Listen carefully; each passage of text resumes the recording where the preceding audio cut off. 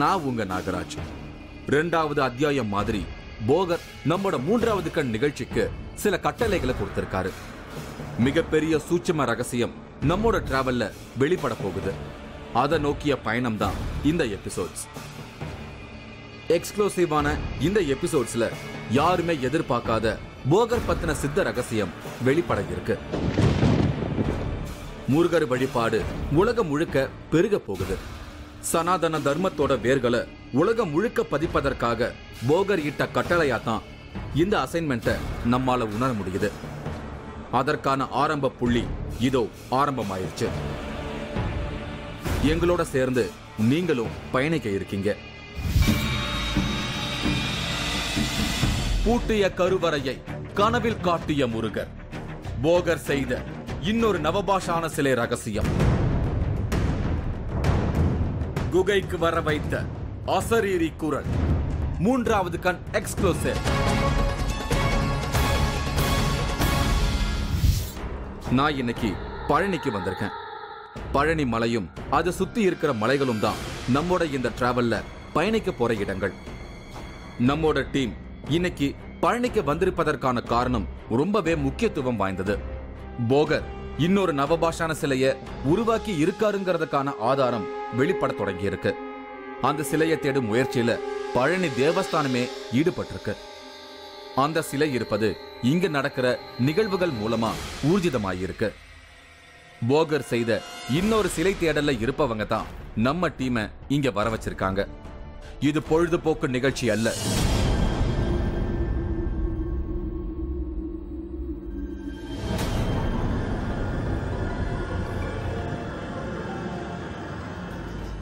இவரு ரஜித் குமார், கேரளா திருச்சூரை சேர்ந்தவர்.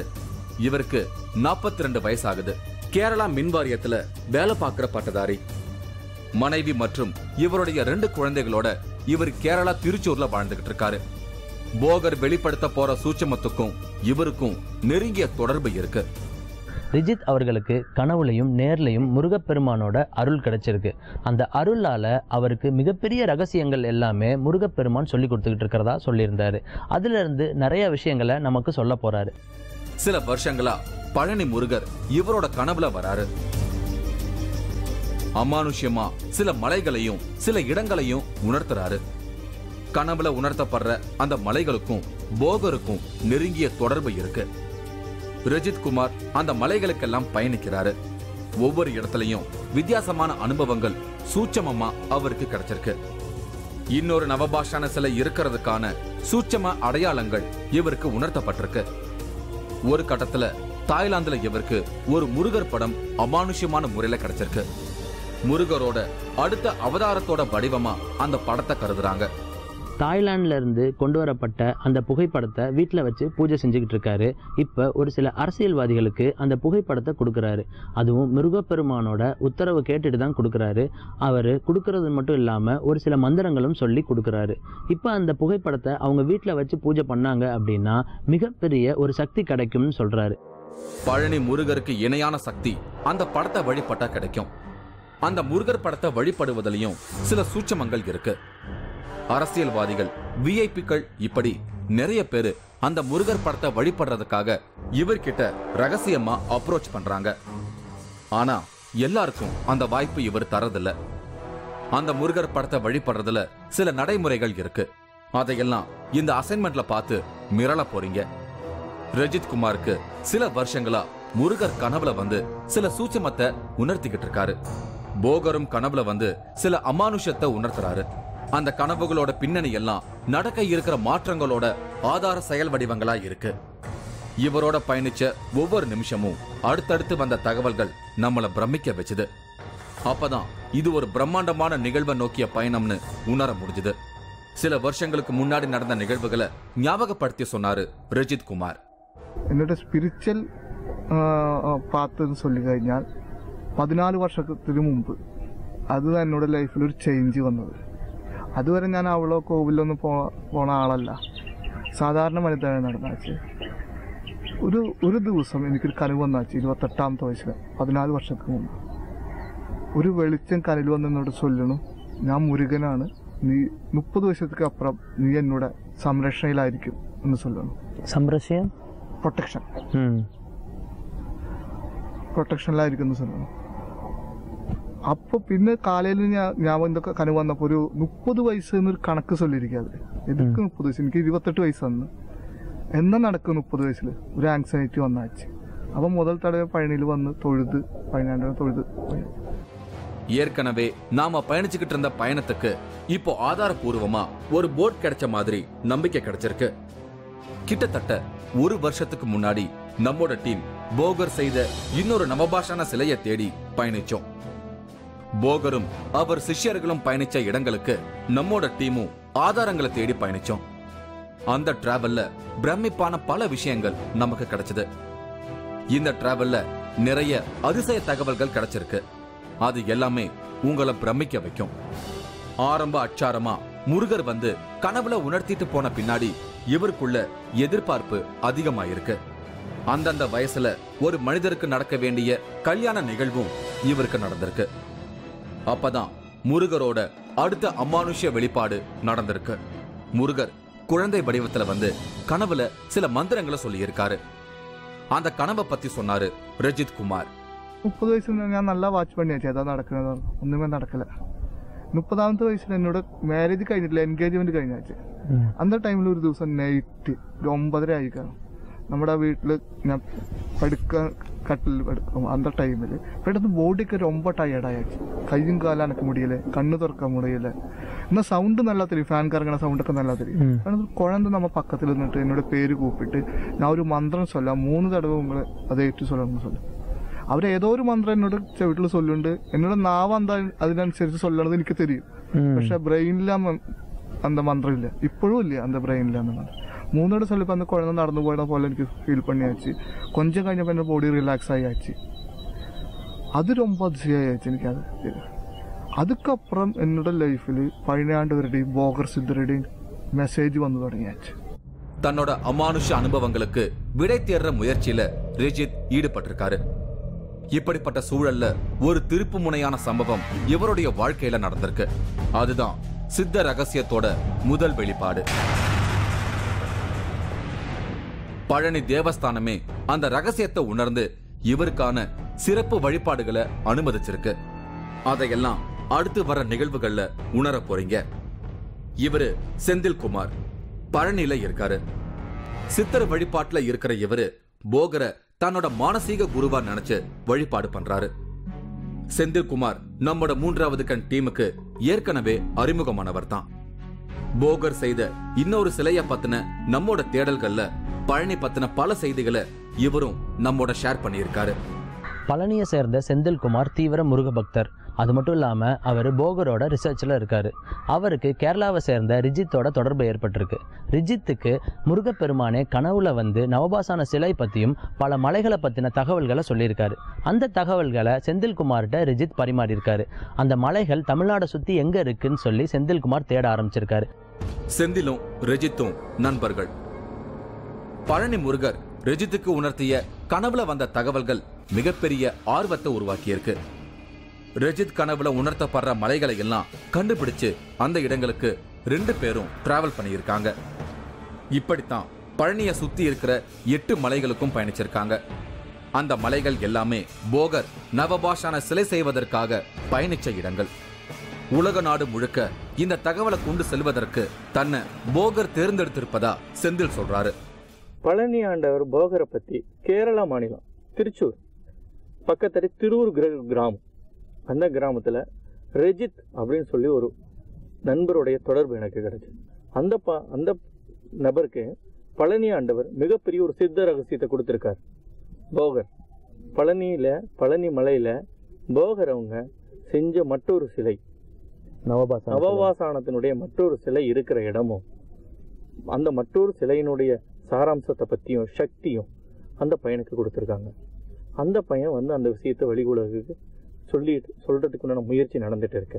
சின்ன வயசுல இருந்து வருஷ கணக்கா இந்த பழனி மலையில முருகரையும் போகரையும் வழிபட்டு வரும் செந்தில், முருகர் உணர்த்தும் கனவுகளால உந்தப்பட்டு போகர் செய்த இன்னொரு சிலை தேடலில் ஈடுபட்டிருக்கும் ரஜித், இவர்களோடு கைகோர்த்து இருக்கும் நம்ம டீம். இப்படி ஒருங்கிணைந்த ஒரு பயணமா இந்த அசைன்மெண்ட் பயணிக்க ஆரம்பிச்சது. பழனி தமிழ் சமுதாயம் சார்ந்த இடம் மட்டுமல்ல, உலகத்தோட பல பகுதிகளுக்கும் இந்த பழனிக்கும் சூட்சமமான தொடர்பு இருக்கு. அதுக்கான நேரடியான ஆதாரங்கள் எல்லாமே நம்மோட இந்த டிராவல்ல வெளிப்பட்டிருக்கு. உலகமெல்லாம் முருகராட்சி வரப்போகுது. அதற்கான மையமா பழனி செயல்பட்டுக்கிட்டு இருக்கு. அதை வெளிப்படுத்தத்தான் நம்மோட இந்த அசைன்மெண்ட். இந்த தேடல்ல வெளிப்பட போகும் சித்த ரகசியத்தை பார்த்து பிரமிக்க போறீங்க. ரஜித்தோட வாழ்க்கையில முருகர் உணர்த்தும் கனவு அவ்வப்போது வந்த வண்ணமாய் இருந்திருக்கு. அதோட திருப்பு முனையா பூட்டிய கருவறை காட்சி கனவுல வந்திருக்கு. பழனி கோயில் கருவறை பூட்டப்பட்ட கனவு காட்சி இவருக்குள்ள ஒரு பெரும் அதிர்ச்சியை ஏற்படுத்தியிருக்கு.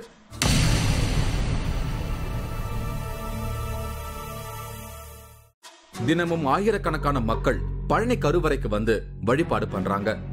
அப்படிப்பட்ட கருவறை பூட்டப்பட்டதாக கனவுல வரும் காட்சி நடைமுறையில சாத்தியமே இல்லாத விஷயம். இப்படி ஒரு காட்சி தனக்கு ஏன் வந்தது அப்படிங்கிற குழப்பம் ரஜித்துக்கு அதிகமாயிருக்கு. உடனே அவர் பழனிக்கு வந்திருக்காரு. கனவுல வந்த காட்சி நிஜமாயிருக்கு.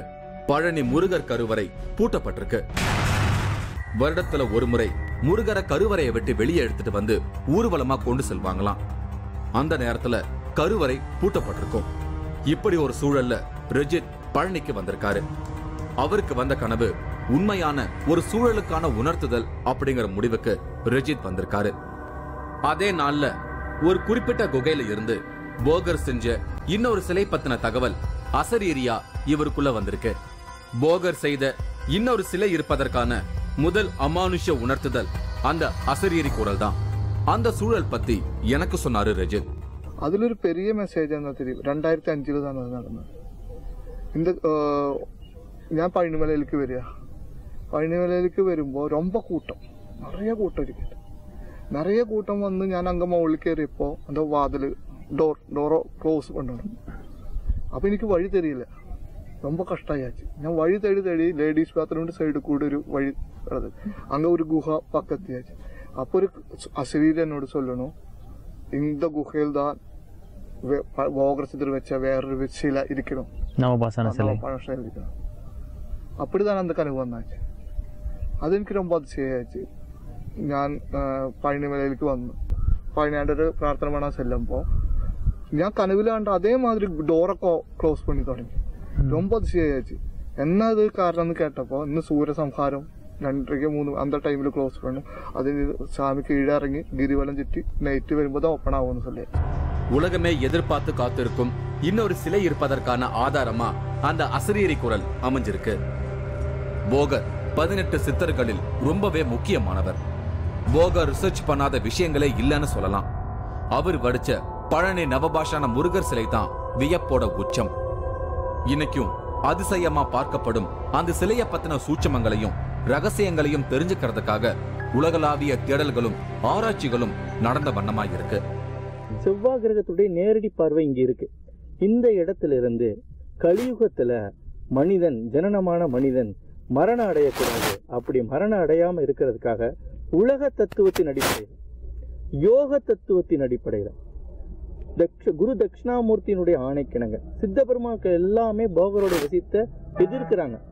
வேண்டாம், உலகத்துக்கு வந்து சித்த ரகசியத்தை சொல்ல வேண்டாம் அப்படின்னு சொல்ல காலகட்டத்தில் போகரையா வந்து நான் கலியுகத்துல மனிதனை காக்கக்கூடிய ஒரு மிகப்பெரிய நிகழ்வு இந்த பிரபஞ்சத்துக்கு கொடுத்தே ஆகணும்னு சொல்லிதான் 9 கிரகங்களுடைய சாராம்சத்திலிருந்து 9 வகையான மூலிகைகளை எடுத்து 9 பாசானங்களா சொல்றாங்க.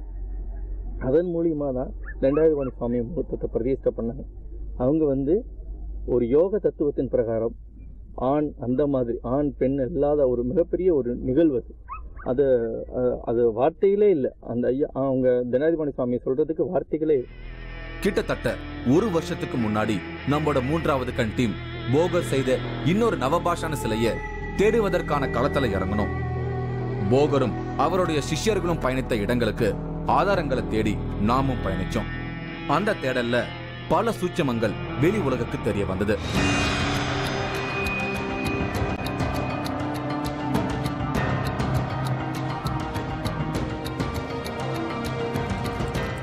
செவ்வாய் கிரகத்தோட ஆதிக்கம் பழனியில இருக்கிறதால தான் போகர் தன்னோட நவபாஷான முருகர் சிலைய பழனியில பிரதிஷ்டை பண்ணியிருக்காரு.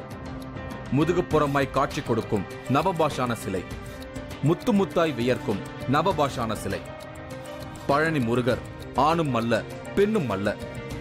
இப்படி பல சித்த ரகசியங்கள் நம்மோட தேடல்ல வெளிப்பட்டுச்சு. அது மட்டுமில்லாம போகர் சூட்சமமா அனுமதித்தால் மட்டுமே மனிதர்கள் போய் வர முடியும் அப்படிங்கிற இடத்துக்கு நம்மோட டீம் போய் வந்தது. போகர் நம்மோட டீமுக்கு சூட்சமமா ஆசீர்வாதம் செய்திருக்காரு அப்படிங்கறத நம்மால உணர முடிஞ்சது. இந்த 6 வாரம் அடங்குவதற்குள்ள அடுத்ததா போகர் பத்தின இந்த அசைன்மெண்ட்டும் நமக்கு வந்திருக்கு. இது எல்லாமே சித்தரோட சூட்சம ஆசீர்வாதம் தான். போகர் பத்தியும் அவர் செய்த சிலைகளை பத்தியும் ரெஜித் படிக்க ஆரம்பிச்சிருக்காரு. அப்பதான் இந்த கனவுகளோட விஸ்வரூபம் ரெஜித்துக்கு புரிய ஆரம்பிச்சிருக்கு. திரும்பவும் பிரார்த்தனையில இருக்கும்போது கோயில் அதிகாரிகளை தொடர்பு கொள்ள சொல்லி உத்தரவு வந்திருக்கு. கனவுகளும் அசரீரி குரலுமா போய்கிட்டு இருந்த ரெஜித்தோட அமானுஷ பயணத்துல ரெஜித்துக்கு பழனி தேவஸ்தானம் முதலா அதிகாரப்பூர்வ அங்கீகாரம் கொடுத்திருக்காங்க. ரெஜித்துக்கு நடந்த அந்த நிகழ்வை பத்தி செந்தில் சொன்னாரு. நமக்கு கிடைச்ச இந்த ரகசியத்தை நம்ம இங்கே யார்கிட்டயாச்சு சொல்லணும் அப்படின்னு சொல்லி அங்க பிரார்த்தனை பண்ணியிருக்காரு. அந்த அதிகாரிகிட்ட சொல்லு அப்படின்னு அவருக்கு ஒரு அசரிவாக்கு கிடைச்சிருக்கு. அப்போ அவர் அங்கேயே இரவு வெயிட் பண்ணி சக்திவேல் இரவு சூர சமகாரம்லாம் முடிச்சுட்டு 11 மணிக்கு மேல போகும். அப்போ இந்த தேவஸ்தானத்தினுடைய நிர்வாக அதிகாரியா சுந்தரம்னு ஒருத்தர் இருந்தார். அவருடைய துணையா உதவியாளரை வந்து காளியப்பன் அப்படின்னு ஒருத்தர் இருந்தார். இவங்க 2 பேர்கிட்ட அவர் போய் இதை சொல்றார். இப்படி நான் ஒரு விஷயத்த சொல்லணும். அந்த காளியப்பன்கிறவர் சுந்தரன்கிறவர்கிட்ட இவரை கொண்டு போய் விடுறார். இந்த மாதிரியான ஒரு நிகழ்வு இந்த பூமியில இருக்கு, அந்த விஷயத்த நான் உங்கள்கிட்ட பரிமாறிக்கணும்னு நினைக்கிறேன் அப்படின்னு சொல்றார். இந்த பழனி மலையில ஒரு சித்த ரகசியமான ஒரு நிகழ்வு நமக்கு கிடைச்சிருக்குன்னு சொல்லி அந்த நிர்வாக அதிகாரி, நீங்க இங்க இருங்க, காலையில உங்க சாமி தரிசனம் எல்லாம் பண்ணிட்டு இதை பத்தி பேசிக்குவோம்னு சொல்லிட்டு அவரை நைட் இங்க தங்க வச்சிடறாங்க. மறுநாள் காலையில மீண்டும் மலைக்க போறாரு, அதிகாரிகளை சந்திக்கிறாரு. அவர் சொன்ன சில சூட்சமமான விஷயங்களை எல்லாத்தையும் மேற்கோள் காட்டாரு. அவர் என்னென்னலாம் சொன்னாரோ அதெல்லாம் அந்த மலையில நடந்துச்சு. அதுல பிரமிப்பு அடைஞ்ச அந்த நிர்வாக அதிகாரி, நீங்க ஊருக்கு போங்க, உங்களுக்கு நான் சில தகவல்களை பரிமாறிக்கிறேன் அப்படின்னு சொல்லி அவர் ஊருக்கு தாட்டி வர்றாங்க. சிலையை கண்டுபிடிப்பதற்கான அடுத்த கட்டத்தை பத்தி அதிகாரிகள் யோசிச்சிருக்காங்க. அடுத்ததா ரெஜித் அழைச்சுக்கிட்டு பிரபலமான ஒரு மலையாள ஜோதிடரிடம் போயிருக்காங்க. மாநில முதலமைச்சர்களுக்கு பிரசன்னம் பார்க்கும் அந்த ஜோதிடர் பழனி தேவஸ்தான அதிகாரிகளுக்கு ஒரு அறிவிப்பு கொடுத்திருக்காரு. அடுத்ததா ரெஜித் அழைச்சுக்கிட்டு பிரபலமான ஒரு மலையாள ஜோதிடரிடம் போயிருக்காங்க. ரெஜித் மூலமா சிலை பத்தின ரகசியங்கள் வெளி உலகுக்கு சொல்லப்படும்னு அறிவிச்சிருக்காரு. பணிக்கர் சொன்ன தகவல்கள் அதிகாரிகளை மிரள வச்சிருக்கு. அன்றைய காலகட்டத்தில் ரொம்ப பிரபலமான இருந்த ஒரு ஜோதிடர் கேரளத்துல, நான் பெயர் சொல்ல விரும்பல, ஒரு பிரபலமான ஒரு ஜோதிடர் பணிக்கிறவர், அவர்கிட்ட கொண்டு போய் இவரை விடுறாங்க. இவர் வீட்டுக்கே போய் அவரை கூட்டிட்டு போய் அவர்கிட்ட கொண்டு போய் இவரை விடுறாங்க. இவரை நேர்ல உட்கார வச்சு பார்த்தப்போ இந்த கலியுகத்துல பழனி பத்தி ஒரு சித்த ரகசியத்தை வெளிப்படுத்தக்கூடிய முழு சக்தி இந்த பையனுக்கு தான் இருக்கு அப்படின்னு தீர்க்கமா சொல்லி, இதற்கு நம்ம என்ன செய்யணும்னு அந்த நிர்வாகிகள் ஒரு வினா கேட்கப்பட்டு 21 நாள் பழனி கோயில்ல இந்த பையனை விரதம் இருக்க வைங்க, 21வது நாள் அந்த சித்த ரகசியத்தை பத்தி நம்ம தெரிஞ்சுக்கலாம் அப்படின்னு சொல்லி தாட்டி விட்டுறாங்க. இந்த நிர்வாகம் அவரை அங்கிருந்து கையோட கூட்டிட்டு வந்துட்டாங்க பழனிக்கு. ரெஜித்துக்கு முழுமையான அங்கீகாரம் கிடைச்சிருக்கு. 21 நாள் தொடர்ந்து தியானத்துல இருந்தா அந்த சிலை பத்தின முழுமையான ரகசியங்கள் கிடைக்கும்னு பணிக்கர் சொல்லி அனுப்பியிருக்காரு. அந்த ஜோதிடர் சொன்னது அப்படியே பழிக்கும் அப்படின்னு அதிகாரிகளுக்கு தெரியும். உடனே ரெஜித்த பழனி மலையில தியானம் பண்ண சொல்லியிருக்காங்க. விரும்பிய எந்த நேரம் வேண்டுமானாலும் கருவறையில முருகரை தரிசனம் செய்ய ஸ்பெஷல் பெர்மிஷன் கொடுத்திருக்காங்க. ரெஜித்தும் தியானத்துல இருந்திருக்காரு. ரெஜித்தோட தியானம் தொடர்ந்து இருக்கு. Countdown start. 2வது சிலை வெளி உலகத்துக்கு தெரிய போகும் நாட்கள் எண்ணப்பட்டுச்சு. ரெஜித்துக்கு நடந்த அந்த நிகழ்வை பத்தி செந்தில் சொன்னாரு. இந்த நிர்வாகம் அவரை அங்கிருந்து கையோட கூட்டிட்டு வந்துட்டாங்க பழனிக்கு. பழனி கோயில் தேவஸ்தானத்திலே அவருக்கு ரூம் போட்டு 21 நாள் கடுமையான விரதம் இருந்தாங்க. இந்த 20 நாள் எல்லாருமே அவருக்கு தனி ரூம் கொடுத்து இங்கே தங்க வச்சு எந்த நேரத்துல வேணா சாமி கும்பிடுக்கலாம். சிறப்பு அனுமதி எல்லாம் கொடுக்குறாங்க. ஆமா, கொடுத்து 21 நாள் அவரை வந்து சாமி தரிசனம் வைக்கிறாங்க. இதுல ஒரு திடீர் திருப்பமா ஒரு முக்கியமான நிகழ்வு நடந்திருக்கு. யாருமே எதிர்பார்க்காத அந்த நிகழ்வு இந்த அசைன்மெண்ட்ல ஒரு முக்கிய நிகழ்வு. காட்டுல முனிவர்கள் இருக்கக்கூடிய தவத்துக்கு ஏதாவது சிக்கல் வர மாதிரி ரெஜித்தோட பிரார்த்தனைக்கும் சிக்கல் வந்திருக்கு. 21 நாள் பிரார்த்தனைய முழுமையடைய விடாம செய்திருக்காங்க. 21 நாளுக்கு முன்னாடியே கேரளாவுக்கு திருப்பி அனுப்பியிருக்காங்க. சிலை ரகசியத்தை தெரிஞ்சுக்காமலேயே ரெஜித் கேரளாவுக்கு மன வருத்தத்தோட திரும்பி போயிருக்காரு. சிலை ரகசியம் வெளிப்படுவதில் தடங்கள் வந்திருக்கு. சில வருஷங்களுக்கு முன்னாடி நடந்த இந்த நிகழ்வை பத்தி ரெஜித்தோட நண்பர் செந்தில் வேதனையோட சொன்னாரு. சிறப்பு அனுமதி எல்லாம் கொடுக்குறாங்க. ஆமா, கொடுத்து 21 நாள் அவரை சாமி தரிசனம் வைக்கிறாங்க. 20வது நாள் சாமி தரிசனம் பண்ணி முடிச்சோடனே அவரை இதெல்லாம் இந்த பூமிக்கு சரியா வராது, நீங்க இங்க இருக்காதீங்க, போங்க, நம்ம அந்த விஷயத்தை இப்ப பார்க்க வேண்டாம், அதுக்கு இன்னும் காலகட்டம் வரல அப்படின்னு சொல்லி தாட்டி விட்டுறாங்க. 20வது நாள். ஆமா, 21 நாள் இருக்க வைக்கல. இல்ல, ரொம்பவே ஆர்வமா எதிர்பார்க்கப்பட்ட ரிசல்ட் திசை மாறி போனதால இந்த நிகழ்வுல சம்பந்தப்பட்டவங்க எல்லாரும் வேதனைப்பட்டிருக்காங்க. ஒருவேளை அந்த சிலை ரகசியம் வெளிவந்திருக்குமானால் உலகம் முழுக்க திரும்ப திரும்ப பரபரப்பா பேசப்படுற நியூஸ் புல்லட்டின் அதுவாகத்தான் இருந்திருக்கும். விதி வலியது. சில நேரங்கள்ல எந்த தவறுமே செய்யாத சூழல்லையும் நடக்கிற அசம்பாவிதத்தை பொறுத்துக்க வேண்டிய நிலைமை எல்லாருக்கும் வரும். தனக்கு வந்த தடங்களை கூட விதி பலன் அப்படின்னு பொறுத்துக்கொள்ளும் மன பக்குவத்துல ரெஜித் இருந்திருக்காரு. அத பத்தி எனக்கு சொன்னாரு ரெஜித். 12 நாளுக்கு அப்புறம் தான் எனக்கு இந்த விஷயத்துல டைரக்ஷன் திரும்பி போவாനുള്ള டைரக்ஷன் கிடைச்சாச்சு. எதுக்காக அவங்க போ சொல்லிட்டாங்க? அப்படியல்ல, அப்படி யாரையும் இந்த விஷயத்துல அந்த அப்படிதான் நடக்கணும். அന്ന് ഞാൻ நினைச்சாச்சு அவரு அப்படி சொல்லிட்டு தான் போனேன். அதுக்கப்புறம் இப்ப எனக்கு நல்லா தெரியும். കാരണം 18 നാൾ കഴിഞ്ഞിട്ട് എന്നെ അങ്ങിന്ന് പോണിച്ചത് ഇതിലും പെരിയ വിഷയത്തിലേക്ക് പോകാൻ വേണ്ടിയിട്ടാണ്, എന്നെ തയ്യാറാക്കാൻ വേണ്ടിയിട്ടാണ്. അപ്പോ അത് അപ്പിടിതാ നടക്കണം. അത് ആരും ഒന്നുമേ തപ്പല്ല, ആരുടെയും തപ്പല്ല, அது அப்படிதான் நடக்கணும். ഞാൻ திரும்பி 18 நாள் திரும்பி போயாச்சு. பழனி கருவறை தியானத்தை கண்டினியூ பண்ண முடியாம போனாலும் தொடர்ந்து சில வருஷங்களா நடந்து வரும் இந்த கனவு ப்ராசஸ வெளி உலகுக்கு சொல்லலாம் அப்படின்னு உத்தரவு வந்திருக்கு. ரெஜித்தும் தனக்கு வரும் அமானுஷத்தை வெளியிட ஆரம்பிச்சிருக்காரு. அவ்வளவுதான், கேரளா மீடியாவே ரெஜித்தை கொண்டாட ஆரம்பிச்சிருக்காங்க. ரெஜித்துக்கு வந்திருக்கும் அமானுஷ பவரை பத்தி மலையாள பத்திரிகைகள் பக்கம் பக்கமா எழுதி தீர்த்துட்டாங்க. நம்மோட 3வது கண் டீம் தான் ரெஜித்துக்கு நடந்த நிகழ்வுகளை முதலா தமிழ் சார்ந்த உலக மக்களுக்கு வெளிப்படுத்தி இருக்கு. உலகமெல்லாம் வரப்போற மிகப்பெரிய அரசியல் மாற்றத்தையும் முருகர் ரெஜித்துக்கு உணர்த்தி இருக்காரு. முருகரோட பவர் தான் உலகத்தை ஆள போகுது. அதுக்கான காலம் ஆரம்பிச்சிட்டதா சொல்றாரு ரெஜித். அதுக்குள்ள സമയം ആയാச்சு. ആ സമയം ഞാൻ சொல்லியது 2012 டிசம்பர் 21க்கு அப்புறம். அதுக்கப்புறம் எத்தனை வருஷத்துக்குள்ள இதெல்லாம் நடக்கும்? ഇനി സ്റ്റാർട്ട് பண்ணியாச்சு. നമ്മൾ ഇത് பெரிய പ്രോസസ്. 1000-2000 വർഷം இந்த ഞാൻ சொல்லிய மாதிரி നിൽക്കണ பெரிய പ്രോസസ്. അല്ലല്ല, കണ്ടിന്യൂ ആവും. അടുത്ത വർഷം 2 വർഷം 4 വർഷം 10 വർഷം அதுக்குள்ளிலൊക്കെ ഇത് தெரிஞ்சு போய்കൊണ്ടിരിക്കും. இப்ப ஃபர்ஸ்ட் இந்த விஷயம் நம்ம 3வது கண் வேந்தர் டிவிக்கு தான் ஃபர்ஸ்ட் நீங்க சொல்றீங்க. അതെ ഫസ്റ്റ് முதல்ல ഞാൻ சொல்லണது உங்களோட உங்க வேந்தர் டிவியோட. முருகர் ஆட்சி தான் உலகத்துல வரப்போகுது. முருகர் உணர்த்தியபடியே உருவானது ஒரு ட்ரஸ்ட், ஸ்ரீ பழனி முருகா யுகம்.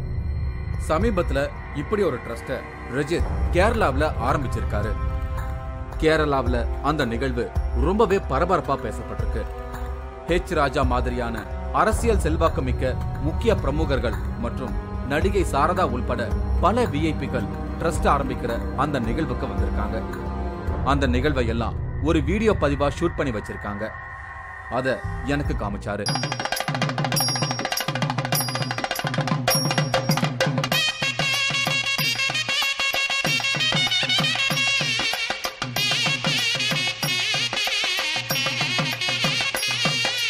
கந்தனுக்கு அரோகரா, முருகனுக்கு அரோகரா, வேலனுக்கு அரோகரா, குமரனுக்கு அரோகரா.